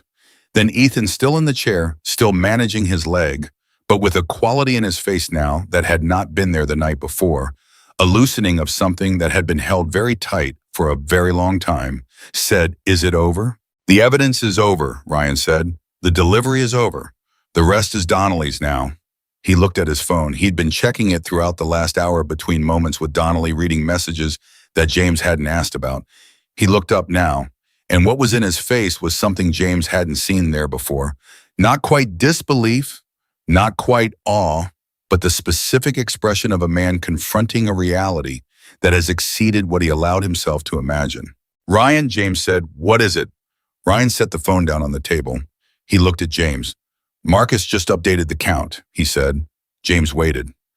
"The riders who are coming here," Ryan said. "The people who heard what happened last night and started moving." He paused. "The count is at 180. The kitchen went absolutely still. Michael looked up from the table. Ethan's head came up. Pete, who had been leaning against the counter drinking his third cup of coffee, put the cup down slowly. 180, James said. "They've been riding since last night," Ryan said. "From Wyoming, Idaho, Colorado, Washington." Marcus had people reaching out to chapters he's never coordinated with before. The story, he stopped, looked at James. "The story of what you did. It traveled, James. It went everywhere." He picked the phone back up and read directly. "Marcus says, tell the old soldier that the Brotherhood doesn't forget its debts. Tell him we're coming because someone reminded us what the word means." James sat down. He didn't plan to sit down. His knees simply did what they needed to do, and he found himself in the kitchen chair at the table where Margaret had done her quilting plans and her grocery lists and her 40 years of ordinary life in the house his father was born in on the land his grandfather built. 180 people were riding toward this ranch, not because he'd asked, because he'd walked out his back door into the dark. Michael said very quietly, "You all right?" James looked at him. "Yes," he said. And then because the word felt inadequate, and also because it was exactly accurate, "Yes, I'm all right." Ryan was watching him with the expression James had first seen on his face in the early hours of the morning, that specific recalibration, that quality of a man updating what he understood about what was in front of him. "They'll be here by morning," Ryan said. "Most of them. Some are already in the state." "Then we should have food," James said. Ryan blinked. "What? If 180 people are coming here?" James said, "We should have food for them. I have a deep freeze in the utility room and enough supplies to feed a reasonable crowd. We should figure out what we need and who's going to get it." He looked around the table. "Pete, how are you with logistics?" Pete, who had not spoken more than 6 words since arriving, looked at James with an expression that was caught precisely between surprised and delighted. "Reasonably good," Pete said. "Good," James said. "Sit down, let's figure it out." That evening, while Pete made phone calls about provisions, and Danny drove James's truck to the nearest town for supplies, and Michael sat at the kitchen table going through the Voss inventory one final time to confirm the chain of custody documentation, and Ethan slept in the guest room because his body had finally imposed its requirements regardless of his opinions about it, Ryan found James standing at the kitchen window. Ryan stood beside him and didn't say anything for a moment. "Then, what are you thinking about?" James looked out toward the north end of the property. The cottonwood trees were invisible in the dark, but he knew exactly where they were. "Margaret," he said simply. Ryan was quiet. "She would have thought this was the most extraordinary thing that had ever happened on this property," James said, "and she would have made me tell her every single detail 6 times. And she would have been in this kitchen at 5 in the morning making food for 180 strangers without a moment's hesitation." He paused. "She was a better person than me in most ways." Ryan said, "I doubt that." "You didn't know her," James said with a small, genuine smile. "Take my word for it." He turned away from the window. "Get some rest," he said. "Tomorrow's going to be something." Ryan looked at him. "Are you ready for it? For all of them being here, it's going to be..." "Ryan," James said, "Yeah. I spent years believing nobody needed me anymore," James said. "I thought the useful part of my life was done." He looked around the kitchen, at the green folders, at the table, at the ordinary room that had become, in the last 36 hours, something he didn't entirely have words for. "I was wrong." He looked at Orion directly. "I'm ready." Outside somewhere on the Montana highway in the cold and the dark of a winter night, 180 riders were moving toward a ranch where an old soldier had walked into the darkness because someone needed help, and none of them, not one, had been asked. James Walker did not sleep that night either. He tried somewhere around midnight, lying down on top of the covers in his boots, because he didn't want to be caught slow if something happened. But sleep didn't come the way it used to, the way it had when Margaret was beside him, and the house had the particular settled quality of a place where everything important was accounted for. Instead, he lay in the dark and listened to the house, to the sounds of men sleeping in the living room, the occasional low voice from the kitchen where Pete was apparently incapable of sleeping and had appointed himself a kind of informal night watch, the distant sound that might have been wind or might have been engines on the highway 2 miles away. He gave up at 2:30 and went back to the kitchen. Pete looked up from the table without surprise. "Coffee's fresh," Pete said. "How long have you been making it?" James asked. "Since about 1, Pete said. "I figured someone would be up." James poured a cup and sat down across from him. Pete was somewhere in his late 40s. James hadn't asked, with a broad, weathered face and hands that looked like they'd done real work for a long time. He didn't talk much. What he said when he talked tended to matter. James had decided within the first hour of knowing him that he was the kind of man you wanted beside you in a difficult situation, which was, as far as James was concerned, all the category information that mattered. "You're from Helena," James said. "Born there," Pete said. 49 years. "What do you do?" "Construction," Pete said. "Residential. I build houses." James looked at him over his coffee. There was something James wanted to say, and he spent a moment deciding whether to say it. "My grandfather built this house," he said. "By hand. Took him 3 years." Pete looked around the kitchen, not with the detached assessment of someone evaluating a structure, but with the specific attention of a man who understands what building something by hand actually costs. "Good bones," Pete said. "Yes," James agreed. They sat in comfortable quiet for a few minutes.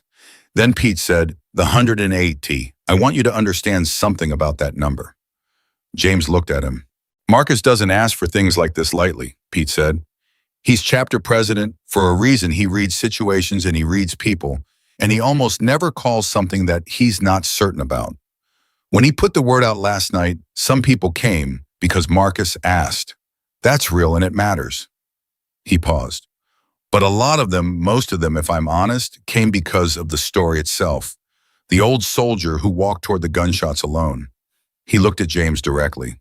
"Do you know how rare that is at your age, at any age, to hear a problem that isn't yours and walk toward it instead of away from it?" James said, "It didn't feel like a choice." "I know," Pete said. "That's exactly what I mean." James looked at his coffee. "My father would have done the same," he said. "Any man of his generation on a working ranch, if there was trouble near his property, near someone who needed help, he would have walked toward it. That was just what you did." He paused. "I never thought of it as unusual. I thought of it as normal." Pete said it used to be. And James understood with the particular sadness of a man who has lived long enough to watch something erode slowly that Pete was right. That the thing James had done, the thing he'd done without thinking, because it was simply the thing that needed to be done, had become unusual enough that 180 people were riding through a Montana winter to stand beside him because of it. "I don't want to be unusual," James said quietly. "I just want to be useful." Pete looked at him. "I think," Pete said, "that's why they're coming." The first group arrived at 4:47 in the morning. James heard them before he saw them. The sound of engines coming down his road, multiple bikes throttled back to low rumble. Out of what he recognized with some surprise was consideration for the hour, and the neighbors, though his nearest neighbor was 1.5 miles away. He and Pete went to the front of the house and James opened the door. 7 motorcycles. 7 riders stamping cold from their boots, pulling off helmets, their breath visible in the pre-dawn air. A man in front, older 60 at least, with a gray beard and the straightest posture James had seen outside of a military context, looked at James and said, "You James Walker." "I am," James said. The man extended his hand. "Dale Simmons, Wyoming chapter. We've been riding since 10 last night." James shook his hand. "Come in out of the cold, there's coffee." Dale Simmons looked at him, a quick assessment, the kind that gets done in less than a second by people who've had to assess quickly, and then he almost smiled. "Don't mind if we do," he said. The kitchen got crowded fast. James made more coffee. Pete, demonstrating an organizational capability that James was increasingly grateful for, moved people through in waves, coffee, food, somewhere to sit or stand. Michael was up by 5 coming into the kitchen with the particular alert quality of a man who'd slept light and heard the arrivals and had been awake since the first engine. Ryan appeared at 5:15, looked at the 7 riders filling his kitchen, and looked at James. More coming, James said. I know, Ryan said. He checked his phone. Marcus says the main group is about 2 hours out. Then we have 2 hours, James said. Let's use them. What happened in those 2 hours was not what James would have predicted if someone had asked him 24 hours ago to predict anything about his life. Dale Simmons, it turned out, had a nephew who was a county recorder in Wyoming. Not one of the compromised ones, a clean one, who had been trying to flag anomalies in property filings for months and had been quietly stonewalled. He had information about the specific mechanism Holloway's people had used to infiltrate the recorder's office's information that Ryan had not had, that filled a gap in the chain Donnelly needed to connect the internal corruption to the fraudulent filings. James called Ryan over. Ryan called Donnelly at 5:30 in the morning without apology. Donnelly answered on the second ring, which told James everything he needed to know about what Donnelly's night had looked like. 20 minutes later, Donnelly had Dale Simmons' nephew's contact information and a promise of a formal statement. By 6 in the morning, the gap in the chain was filled. By 6:15, Ryan had received a text from Donnelly that read, "Warrant applications submitted at 0600. Judge is reviewing now. Stand by." He showed James. James read it twice. "Stand by," he said. "Stand by," Ryan confirmed. James poured himself another cup of coffee and stood by. The main group arrived at 7:19. James heard them long before they reached the property, a sound that built from nothing to something significant over about 4 minutes, the way a distant storm builds, when you know it's coming and you're listening for it. He was standing on the porch when they came down his road, and he stood there without moving and watched. The count in his driveway went from 7 to 20 to 50 to more than he could track accurately, because they were still coming, a steady procession of machines and people filling his property with a sound and a presence and a mass of human energy that the ranch had never held in the 60 years James had been alive on it. They came from Wyoming and Idaho and Colorado and Washington. They came from Helena and Missoula and Billings and places farther. Some of them had ridden through the night. Some had driven in trucks with their bikes in the beds because the roads had been icing overnight and they'd made the practical decision. Some were older than James expected. Some were younger. There were women among them, riders and passengers both, and 2 men who James would later learn were themselves veterans, a Vietnam-era Marine from the Colorado chapter and a Gulf War Army man from Wyoming who had lost a piece of his hearing in Fallujah and wore a custom hearing aid he decorated with his chapter's colors, which James found unexpectedly moving when he noticed it. Ryan came to stand beside James on the porch, and they stood there together watching. Ryan said very quietly, "Last count Marcus gave me was 180. Looking at this, don't count," James said. "Just look." Ryan looked. Neither of them said anything for a while. Then Marcus arrived. James knew him immediately, though they'd never met. There was something about the way a chapter president moves through a crowd of people who know him that is recognizable regardless of context. He was 55, not as large as James had imagined, with an unremarkable face that nonetheless had the quality of a face that people looked to when they needed to know what to do. He came through the crowd, exchanged words with people as he passed, and came up the porch steps and stopped in front of James Walker. He looked at James for a moment. Then he said, "I'm Marcus Webb. You're the man who walked toward the gunshots." "James Walker," James said. "This is more people than I expected." "It's more people than I expected," Marcus said. "I've been doing this a long time. I've never seen anything move this fast." He looked out at the filled driveway, at the rows of bikes, at the 180 people filling James Walker's property. "When I told the story about what you did about your land, about the 50 men, people didn't wait. They just came." He looked back at James. "You know why, Dico?" "Pete tried to explain it to me this morning," James said. "Pete's a smart man," Marcus said. "But I'll tell you what I told them. I said there's an old soldier in Montana who walked out his back door alone in the dark to help 3 strangers bleeding in the snow. He didn't know who they were. He didn't know if it was safe.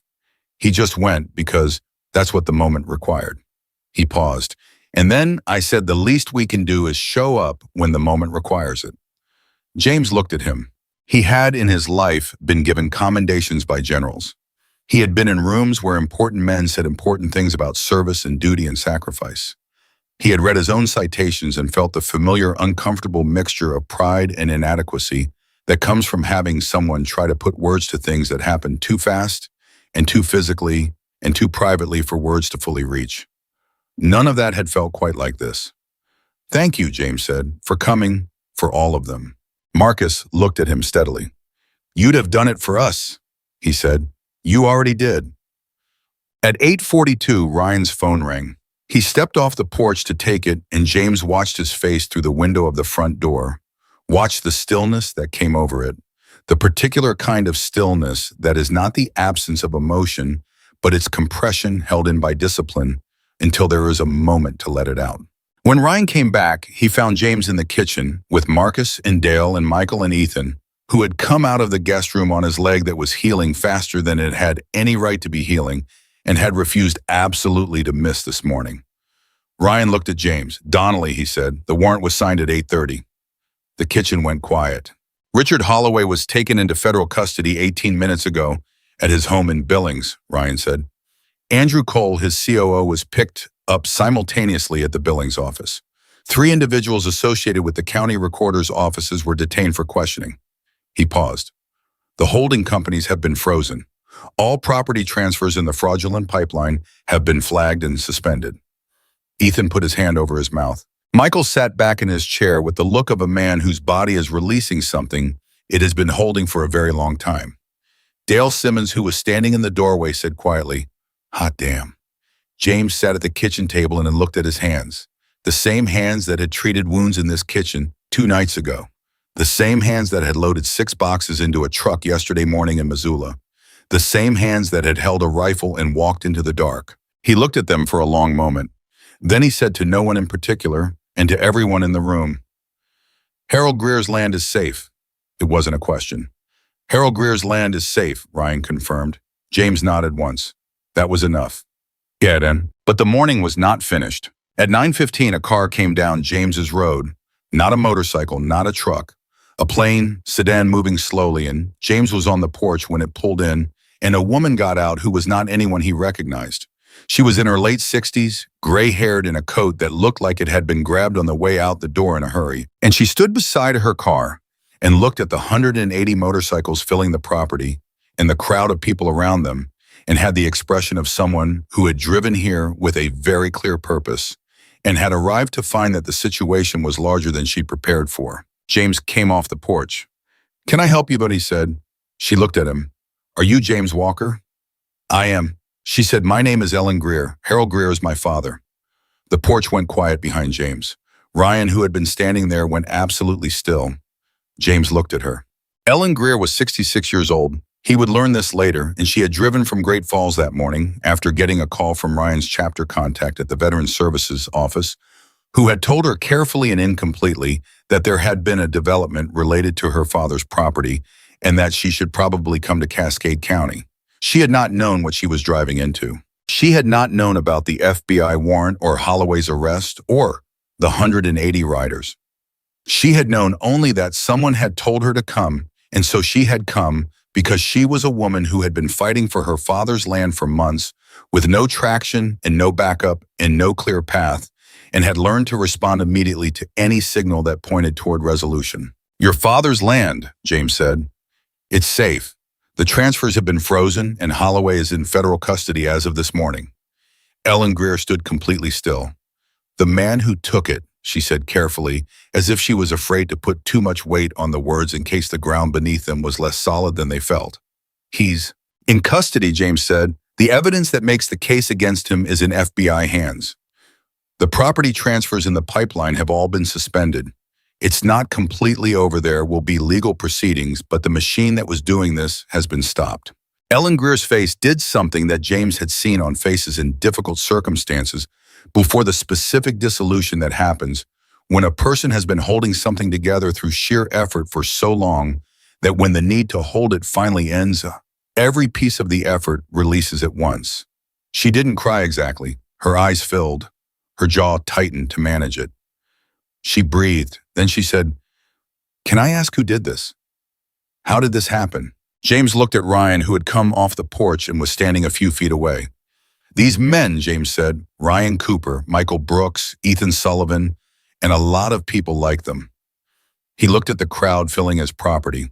They spent 4 months building the case against Holloway. They were shot at for it, and when they needed help, they found it here. Ellen Greer looked at Ryan. Ryan said, Harold rode with us for 30 years. He's family. You don't let family go through that alone. And Ellen Greer, who had been carrying the weight of her father's stolen land and her father's quiet devastation for the better part of a year, looked at Ryan Cooper and said, he talks about you. He talks about all of you. He says, she stopped managing herself. He says you were the best part of 30 years of his life. Ryan looked at her, and James saw something in Ryan Cooper's face in that moment that the man had not shown once in the 2 days James had known him, something undefended and direct, and completely without the controlled restraint that had been his natural register for every difficult moment since he'd come into James's kitchen, bleeding. Tell him, Ryan said, that we feel the same. By 10 in the morning, something was happening on James Walker's property that James did not entirely have words for. It had started as people gathered riders who had come from hundreds of miles in the cold because a story moved them. Federal agents who had driven out to confirm the morning's events and stayed longer than they'd planned. Neighbors from down the road who had seen the motorcycles from their windows and driven over out of cautious curiosity and found themselves in a conversation with a Wyoming rider about property rights and community and discovered that they agreed on more than they had expected. Ellen Greer was talking to Michael at the kitchen table, and Michael was telling her about Harold, and Ellen was listening the way you listen, when someone is describing someone you love through eyes that aren't yours, filling in dimensions you'd forgotten you'd missed. Pete had organized a food situation that James honestly hadn't expected to be as functional as it was the supplies Danny had gotten the night before, plus contributions that several of the riders had apparently thought to bring, had turned into something substantial and warm and sufficient for the crowd.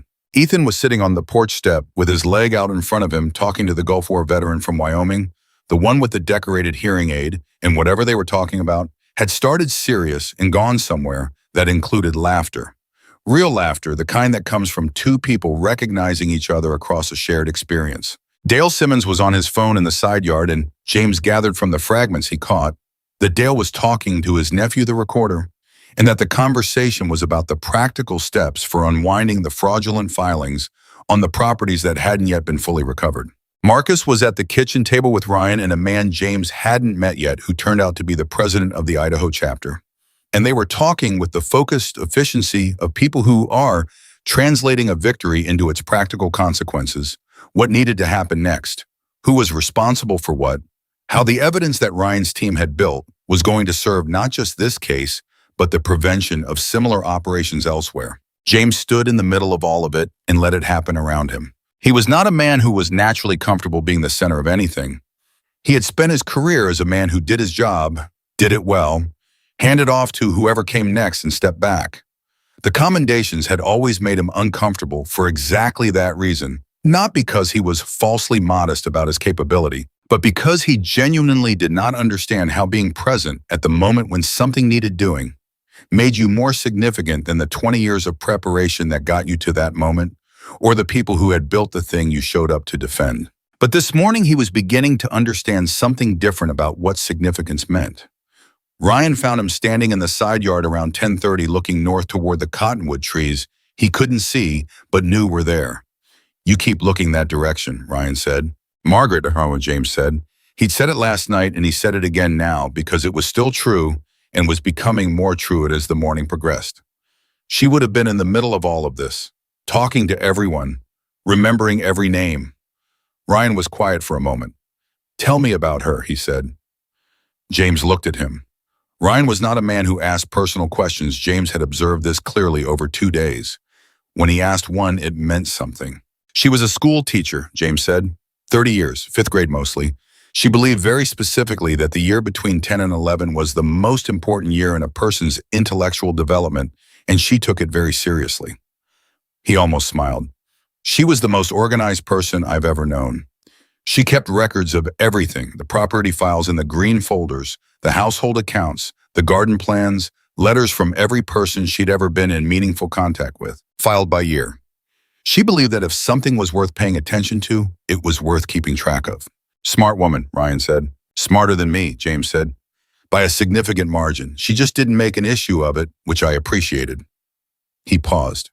She died 4 years ago. It took me about a year to understand what 4 years was going to feel like. And then I settled into it. He looked at the property, at the 180 people filling the land she'd loved. She used to say that the ranch was large enough to hold anything we brought to it. She meant problems, sorrows, things you had to sit with until they became manageable. He looked at Ryan. I think she'd revise that today. I think she'd say it was large enough for this too. Ryan looked at the crowd, at the people and the machines, in the extraordinary accumulation of everything that had led to this morning. She'd be right, he said, or d'etre. At 11:40, Ryan's phone went off again. He read the screen. His expression shifted. James watched him. What? James said. Ryan looked up. Donnelly, he's done the initial processing on the Voss USB drive. And the digital records include email correspondence going back 2 years, Ryan said. Direct emails between Richard Holloway and Andrew Cole. Not through intermediaries, not through staff. Holloway himself, in his own words, discussing the targeting operation, which properties to pursue, which individuals to prioritize, how to manage the legal obstacles. He paused. Donnelly says he looked at his phone, reading directly. The most comprehensive, self-incriminating digital record I have encountered in 26 years of financial crimes investigation. The side yard was quiet. Then James said, he wrote it down. He wrote it down, Ryan said. A man who steals from people and writes down that he's stealing from them, James said. He believed he was untouchable enough to put it in writing. People like Holloway always do, Ryan said. They get so used to not being challenged that they stop accounting for the possibility that someone will challenge them. James looked at him. Until someone does, he said. Ryan held his gaze. Until someone does. The weight of that settled between them for a moment, not heavily, but with the specific gravity of two people who understand what it costs to be the someone. James said, is it enough for the charges to hold? Donnelly says it's more than enough, Ryan said. He says Holloway's attorneys are going to know within the hour that their client's own emails constitute the prosecution's opening statement. He paused. He says the likelihood of this going to trial is low. He expects Holloway to try to deal. He won't get a deal that lets him walk, James said. No, Ryan said. He won't. Donnelly was very clear on that. The scope of this 50 victims, 27, confirmed the amount of money, the systemic nature of the targeting. It's not a case where prosecutorial discretion runs in the defendant's favor. James nodded slowly. He thought about the letter on his kitchen counter, the forged signature, the holding company name, the 8 months Holloway had spent quietly building a case to take his grandfather's land. He thought about Harold Greer visiting his wife's grave every Sunday.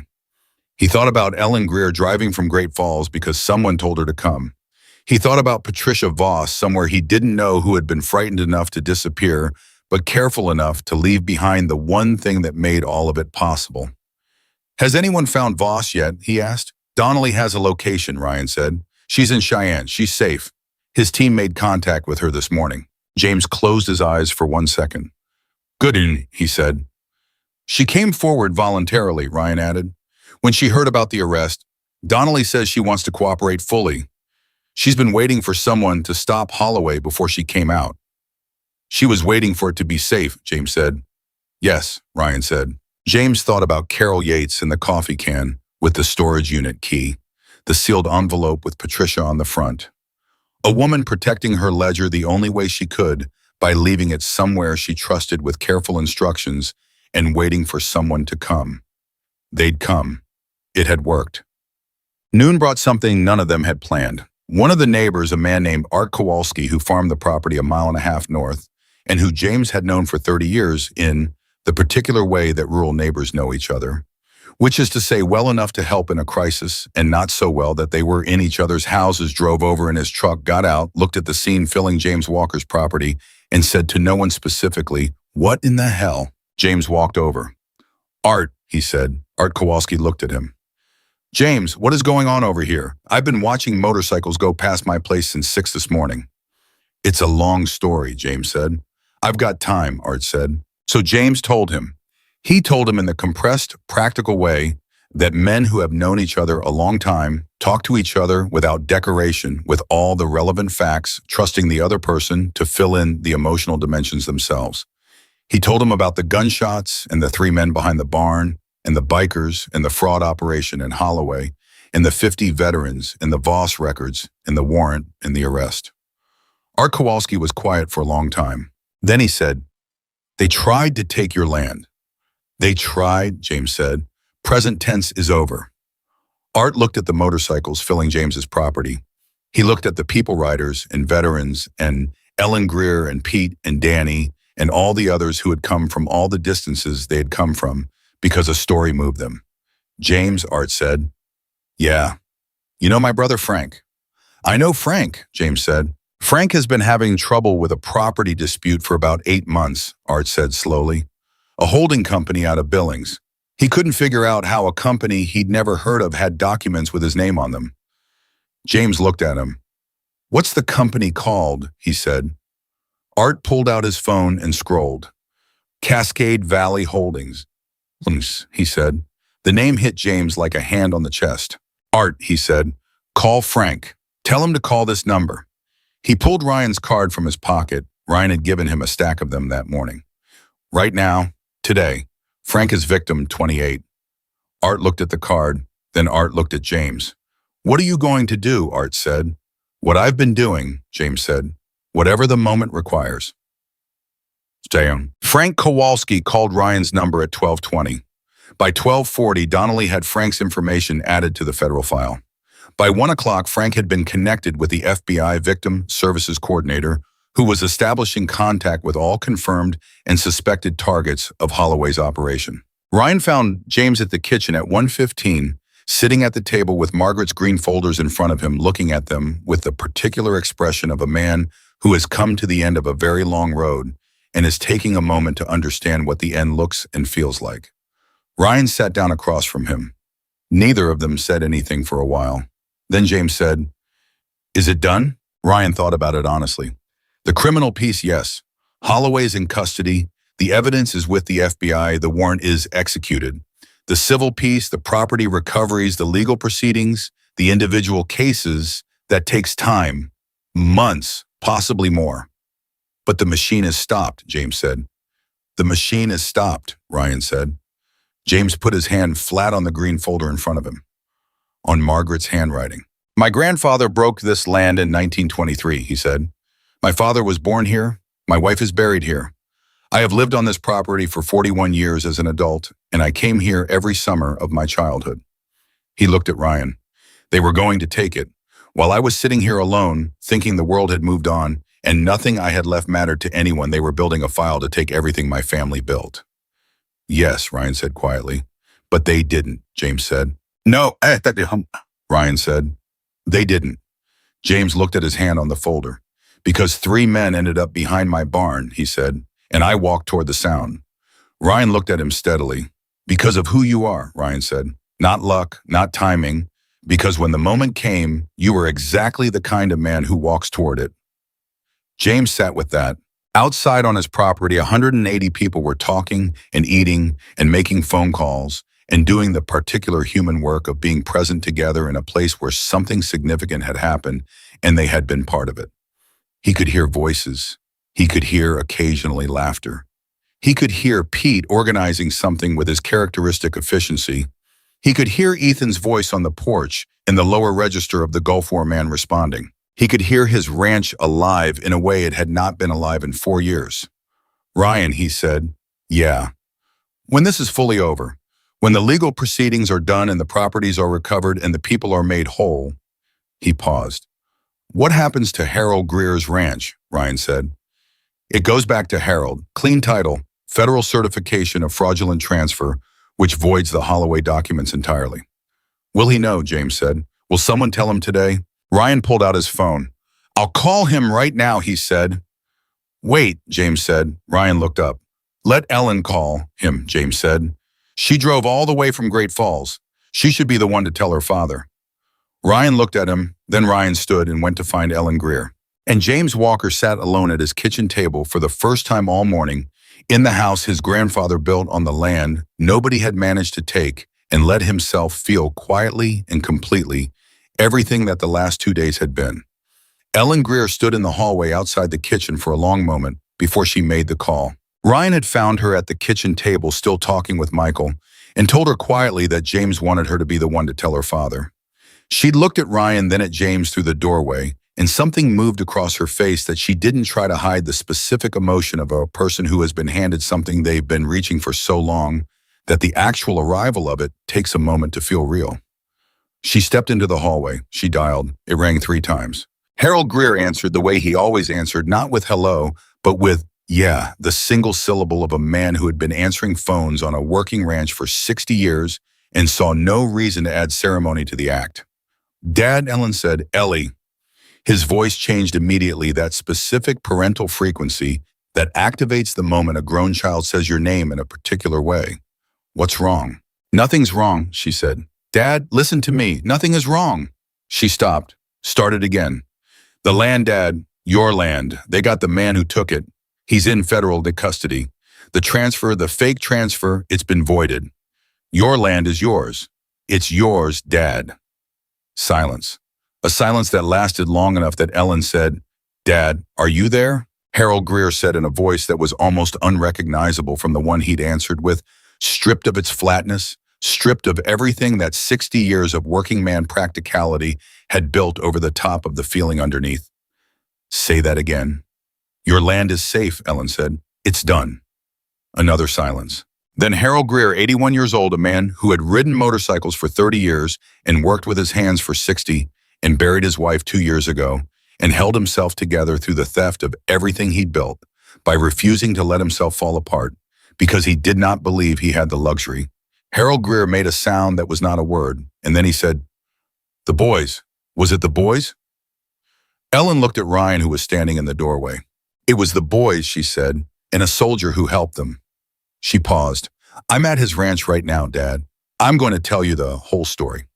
James, who could hear this from the kitchen, looked down at the table and said nothing. Ellen was on the phone with her father for 22 minutes. James could hear her voice from the hallway, not the words mostly, but the tone moving from explanation to reassurance, to something that was closer to the two of them simply being present together across the distance, the specific quality of a family phone call where the information has been delivered and what remains is just the being. When she came back into the kitchen, her eyes were red, but her face was composed with the particular composure of a woman who has allowed herself to cry and is now done with it. She looked at James. He wants to talk to you, she said. James looked at the phone she was holding out. He took it. Mr. Greer, he said. The voice on the other end was steadier now than Ellen's description had prepared him for. Harold Greer was a man who, once he'd had his moment, reassembled himself with the speed of someone who had a lot of practice at reassembly. My daughter says you're a soldier, Harold said. Retired, James said. Army, 31 years. What branch? Infantry mostly, later intelligence work. A brief pause. I was a machinist, Harold said. Never served. Always thought I should have. You built something instead, James said. That matters the same. A longer pause. My wife loved that land, Harold said. Dorothy, she passed 2 years ago. She used to sit on the back porch in the evenings, and she said the light on the mountains was different every single night. Said she never got tired of looking at it. He stopped. When he came back, his voice was careful around the edges, managing.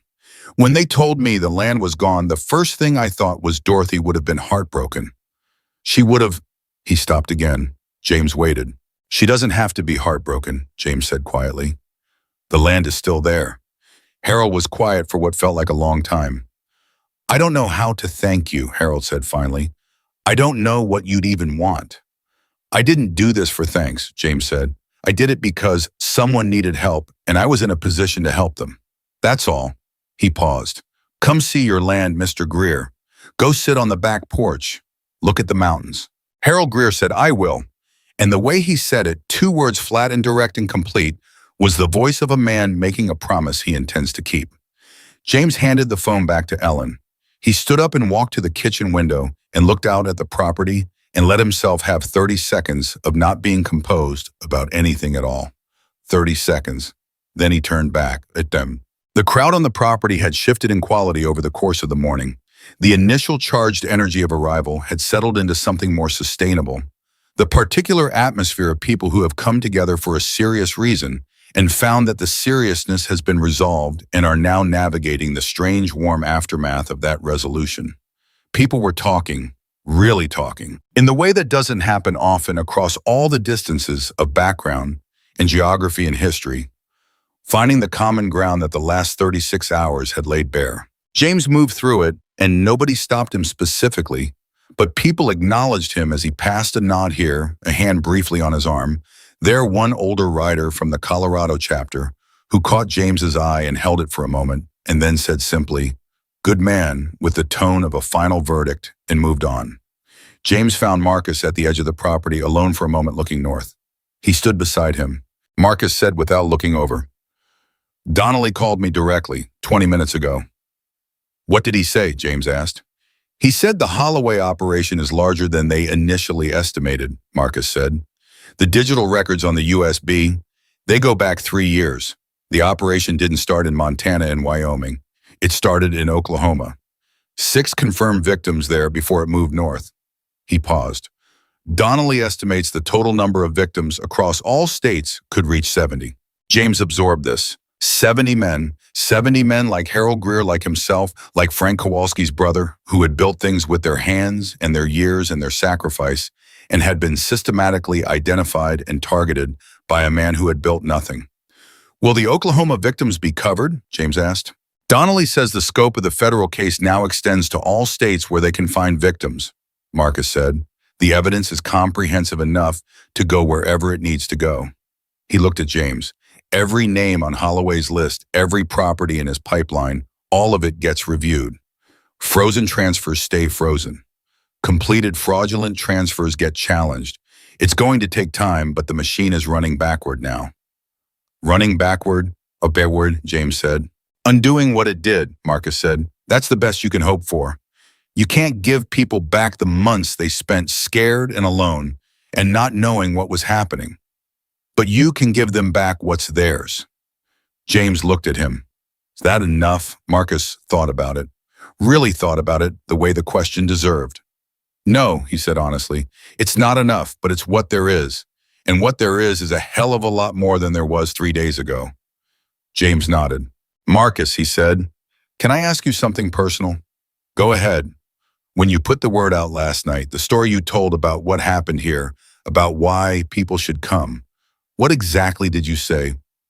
Marcus was quiet for a moment. "I said there's an old veteran in Montana," Marcus said slowly.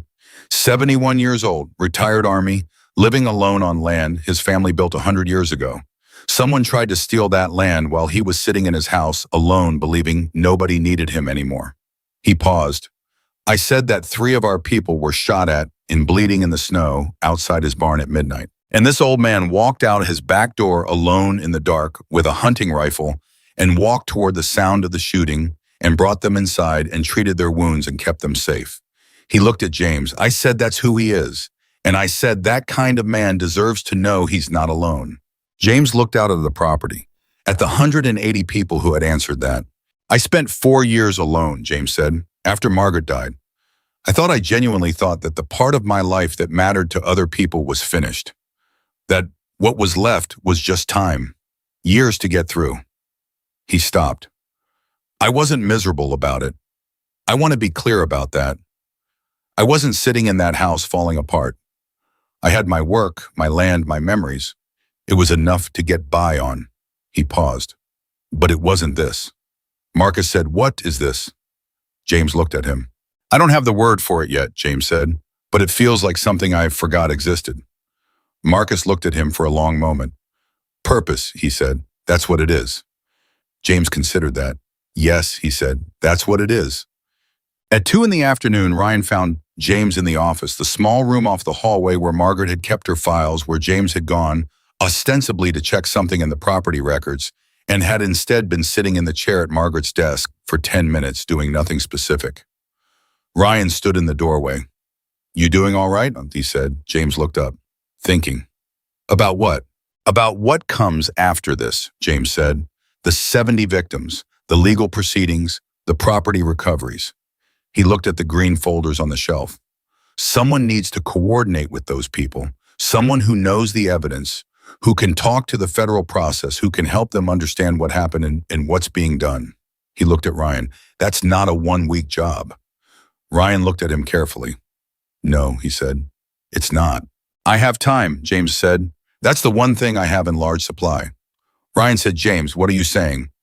I'm saying I'd like to be useful, James said simply, to the victims, to Donnelly's process. I have military experience with documentation and investigation, and I have personal stake in this outcome, and I have apparently time. He looked at Ryan directly. Is there a place for that? Ryan was quiet for a moment. The kind of quiet that is a man making a real calculation, not a polite pause. Donnelly mentioned needing a civilian liaison, Ryan said slowly, someone who can communicate with victims' families in a way that a federal agent can't. Someone who understands both the legal process and the human side of what these people have been through. James waited. He hasn't posted it officially, Ryan said. It was more of a, I know I need this, but I don't know where to find it. Now he knows where to find it, James said. Ryan looked at him for another moment, and then something happened in Ryan Cooper's face that James hadn't seen there before and wasn't entirely prepared for a full, unguarded smile. Not a controlled expression or a managed reaction, but the real thing arriving without announcement. I'll call him, Ryan said. Good, James said. And Ryan stopped in the doorway. The doorway. Thank you, James said, for ending up behind my barn. Ryan looked at him. Thank you, Ryan said, for walking toward it. The riders began leaving in the late afternoon. Not all at once, the way 180 people disperse from a single location is its own gradual process happening in clusters and waves, each departure its own small ceremony. Some people had to be back for work. Some had ridden through the night and had limits that the adrenaline of the morning had temporarily suspended and that were now reasserting themselves. Some simply felt that what they'd come for was complete and that staying longer would change the quality of it into something ordinary, and they were wise enough to leave before that happened. James stood at the edge of the property and watched them go, and each departure was its own small thing, a handshake, sometimes an embrace, sometimes just a nod across the space between two people that carries more than a nod technically should. Dale Simmons shook James's hand with both of his and said, If you ever need anything in Wyoming, you have my number. I have it, James said. Use it, Dale said. The Gulf War veteran from Wyoming, whose name James had learned was Robert Ames, who had lost 17% of his hearing in Fallujah in 2004 and had decorated his hearing aid with his chapter's colors because he said, if you're going to carry something, you carry it with pride, came and stood beside James for a moment without saying anything. Then he said, My grandfather was a vet, Korea. He lived alone on his land in eastern Wyoming for 20 years after my grandmother passed. Nobody checked on him much. He paused. I think about that sometimes. How alone he must have been. He looked at James. I'm glad you're not alone. James looked at him. Thank you, Robert, he said. Robert nodded once the specific nod of a man who has said the thing he came to say and walked to his bike. Pete left last of the Helena riders and his departure was characteristically practical. He spent 20 minutes helping with the cleanup that 180 people inevitably leave behind, said to James simply, You need anything you know who to call, and rode away with Danny beside him. By 5 o'clock, only Ryan, Michael, and Ethan remained. They were at the kitchen table, the same positions they'd held 2 nights ago, minus the blood and the emergency, plus everything that had happened since. James made coffee, the same ritual as the first night, the same blue pot, the same table. But the weight in the room was entirely different. It had the quality of an aftermath of people who have gone through something significant together and are now in the particular quiet on the other side of it. Ethan's leg was healing faster than it had any right to. He was moving with more confidence, still careful but no longer managed by the injury. He sat at the table with both legs flat on the floor and looked like a man who has come very close to something and emerged intact and is sitting quietly with the knowledge of that. Michael had barely spoken for the last 2 hours, which James had come to understand was not unusual for Michael. When things were processing, he went inward, went quiet, did whatever the internal equivalent of what he did was. Ryan had his phone face down on the table, which was the first time in 2 days James had seen it. Face down, James set coffee in front of all three of them and sat down. For a while, nobody spoke. Then Ethan said, "I want to say something." He looked at James directly in the way that young men sometimes do when they've decided to say something true, and they're committed to the discomfort of saying it without softening it. 2 nights ago, Ethan said, "I was in a bad place, not just the leg, I was in a bad place about all of it. We've been building this case for 4 months, and we'd just been shot at, and I was lying in the snow outside a barn in Montana thinking, nobody knows we're here, nobody is coming, and maybe this whole thing we've been doing was," he stopped. "I had a moment where I thought maybe we were wrong to think we could do this, that it was too big, that we didn't have the right people or the right resources, and we'd been kidding ourselves." James listened. And then Ethan said, "This old man came around the corner of the barn." James said nothing. "You didn't know who we were," Ethan continued. "You didn't know if we were dangerous or what we'd done or what we were involved in. You just said, 'I'm not going to shoot you, tell me if you're hurt,' and then you got us inside and fixed my leg." He paused. "I've had a lot of people in my life who said they'd be there when it mattered. Most of them when it actually mattered. They found reasons why this particular situation was the exception." He looked at James steadily. "You didn't find a reason. You just did it." James looked at him. "You would have done the same," he said. "You were shot at in the dark building, a case to help strangers. You don't get to claim you're not brave." Ethan said, "That's different." "It's not different," James said. "It's the same impulse. You walk toward what needs doing. That's all it is." Michael said from his end of the table without looking up from his coffee, "The world needs more people who walk toward what needs doing." Nobody argued with that. Ryan stayed after Michael and Ethan had moved to the living room. He and James sat at the kitchen table in the quiet that was becoming. James realized familiar, the specific quiet of two people who had said a lot of important things in this room and were comfortable with the space between the important things. Ryan said, "I called Donnelly about the liaison position." "And," James said. "He said yes immediately," Ryan said. He said, and I'm quoting him, "Tell Mr. Walker I was going to call him anyway. I just didn't want to seem presumptuous." James almost laughed. "Donnelly doesn't strike me as a man who worries much about seeming presumptuous." "No," Ryan agreed, "but apparently he makes exceptions." He paused. "He wants to meet next week.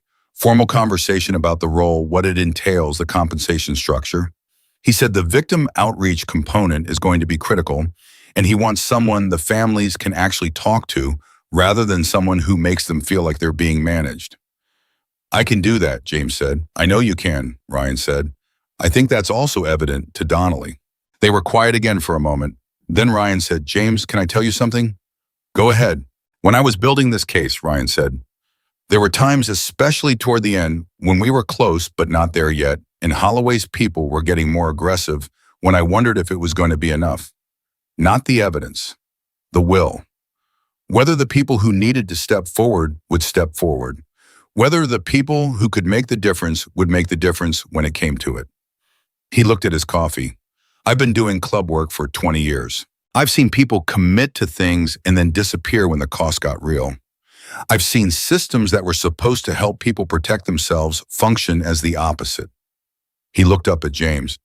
2 nights ago, I was behind a barn in Montana with 2 injured men and a phone, in a situation that was about to go very bad, and someone walked toward us in the dark. James met his eyes. "What I'm trying to say," Ryan said, "is that you were the moment. Do you understand that you were the thing that changed the trajectory? Not just for us, for all of it. For Harold and the 70 victims, and the case, and Patricia Voss and Frank Kowalski's brother. Everything that happened after midnight on Tuesday happened because of the decision you made in those 4 seconds." James looked at him. 4 seconds, he repeated. "You mentioned that," Ryan said. "When you described going outside, you said you stood still for exactly 4 seconds." "I did," James said. "What happened in those 4 seconds?" Ryan asked. James considered it. "Nothing dramatic," he said. "It wasn't I didn't weigh the risks or calculate the outcome or feel particularly brave or resolute. He paused. "I just noticed that someone needed help and I was in a position to provide it. And then my feet started moving." He looked at his hands again. "The 4 seconds was just the time it took for my body to catch up with the decision." Ryan looked at him for a long time. "That's it," he said quietly. "That's exactly it. That's the thing that people lose. Not the capability to help, not the willingness, just the automaticity. The part where the decision happens without committee. He shook his head slightly. Most people spend those 4 seconds talking themselves out of it. I don't know how to do that, James said honestly. I know, Ryan said. I've noticed. The phone rang at 6:47. The landline, the same phone that had carried Patton's oily courtesy call 2 mornings ago, and the flat threat of the second call and the insurance agent about the policy renewal before any of this started. James looked at the number. A Great Falls area code. He answered it. Mr. Walker, said a voice he didn't recognize, older male, with the particular texture of a voice that has spent decades outdoors. My name is Harold Greer. James sat down. Mr. Greer, he said. I know Ellie already called you, Harold said. I know you already talked. I'm not calling because there's anything left to say about the land. I understood that from Ellie. He paused. I'm calling because I wanted to talk to you myself, man to man, without anyone else on the line. I'm listening, James said. Michael tells me you live alone, Harold said, since your wife passed. 4 years, James said. Dorothy's have been gone 2 years, Harold said. You know how it is. I know how it is, James said. A silence that was not uncomfortable, the specific silence of 2 men who have lost the same thing, acknowledging it without needing to perform around it. When they told me my land was gone, Harold said, the first few months, I won't lie to you, I wasn't doing well. Not just the land, everything. The land was just the last thing. Dorothy gone, the land gone, and I'm 81 and my body isn't what it was, and I'd started thinking. He stopped. James waited. I'd started thinking that maybe there wasn't much left to be doing, Harold said. You understand what I mean by that. I understand, James said quietly. But Michael kept coming, Harold said. He kept showing up, him and Ryan and Ethan. And they were doing something. They were actually doing something about it. And they needed me. They needed my testimony. They needed the documents. They needed me to stay present and keep track of things and not go somewhere in my head that I couldn't come back from. His voice steadied. They needed me. And when someone needs you, you find a reason. James said nothing. He was thinking about his own kitchen, his own 4 years, his own cold coffee, and his own clock watching, and his own long hours of believing the world had moved past the point where he had a role in it. You find a reason, James said. That's right, Harold said. And then Ellie called today, and she said the land is safe, and he stopped. I went and sat on the back porch, like you told her to tell me. I sat out there and I looked at the mountains and I thought about Dorothy and I thought she didn't have to be heartbroken about this. She doesn't have to know it was almost gone. James pressed his hand flat on the kitchen table. She doesn't have to know, he confirmed. Because of what you did, Harold said. I want to be clear on that. I know it was a lot of people. I know it was Ryan and the evidence and the FBI and all of it. But Ellie told me where it started. She told me about the old soldier who walked toward the gunshots. He paused. I wanted to thank you myself, not through anyone else. James said, you don't need to. I need to, Harold said firmly. The firmness of a man who has decided something. I need to, so let me. James waited. Thank you, Harold Greer said, for not staying inside, for being the kind of man who still walks toward things.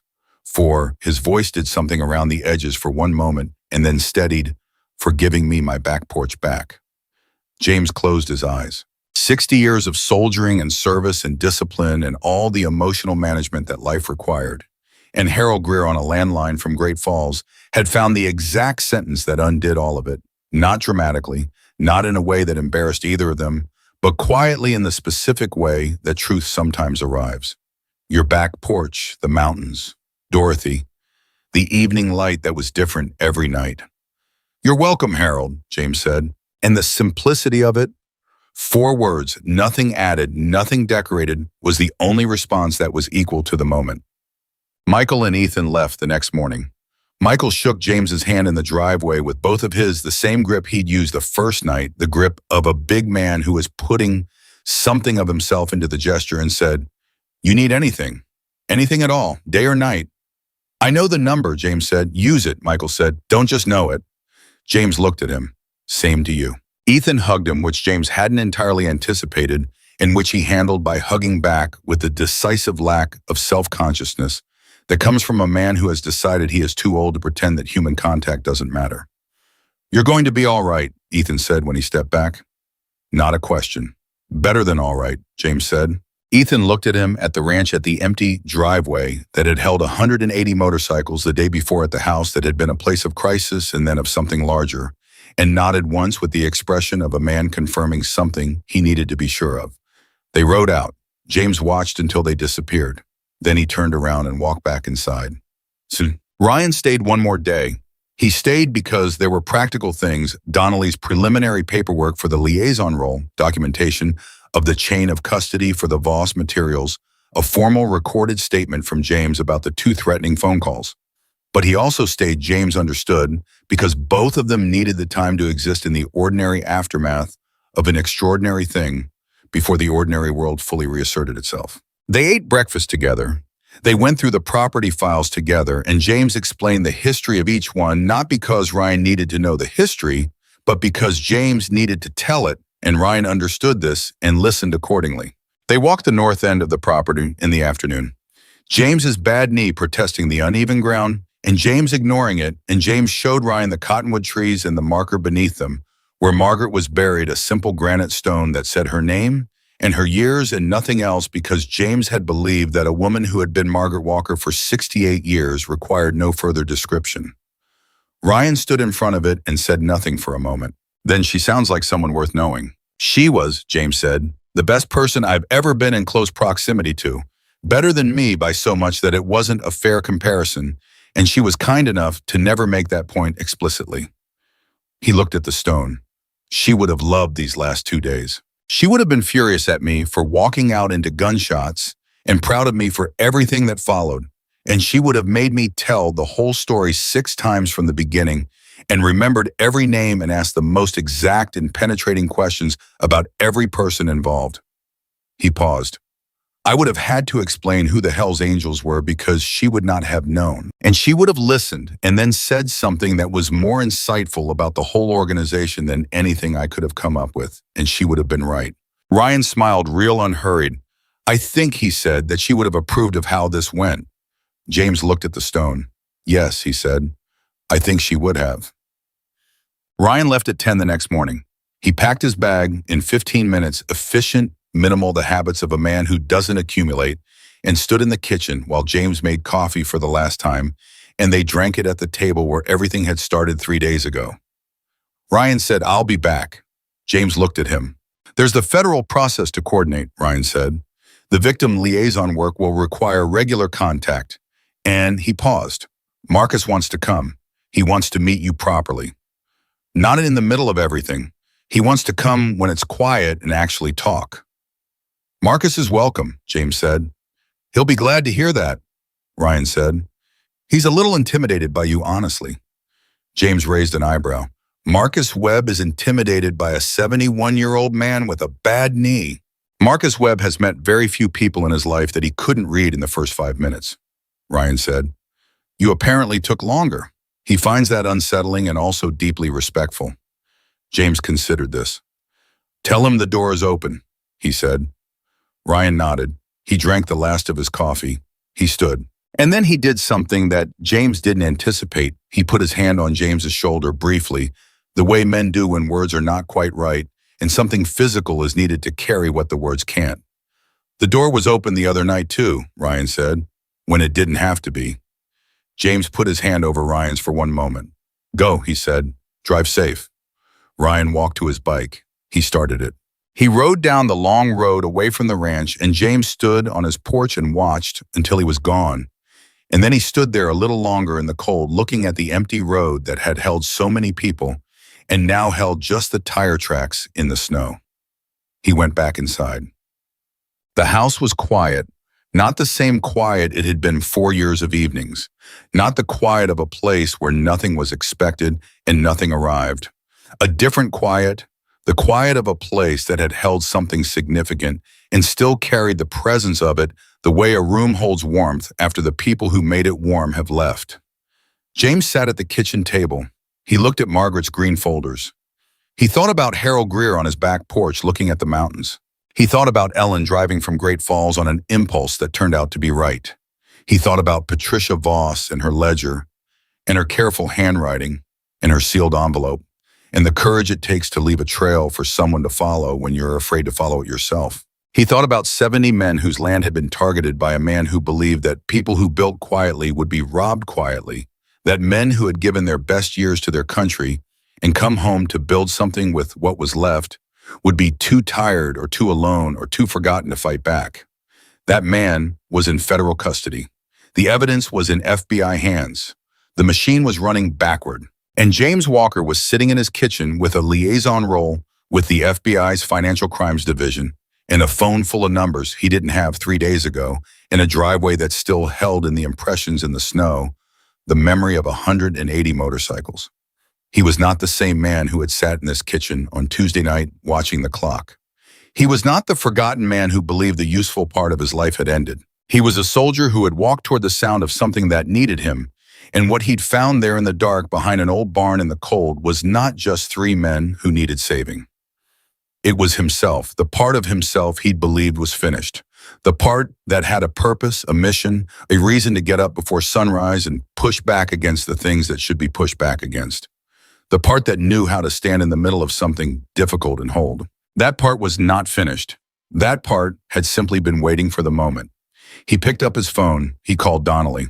"Agent Donnelly," he said when Donnelly answered.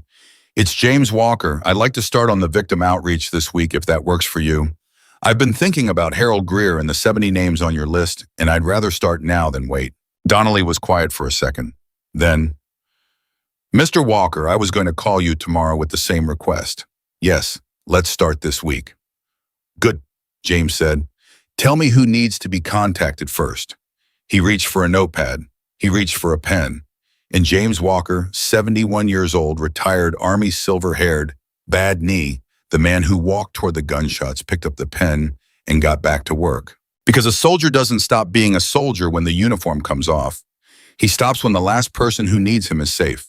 And until that day comes, he gets up every morning, he does what the moment requires, and he never, not once, not for a single 4-second pause, considers staying inside when someone outside needs him to come.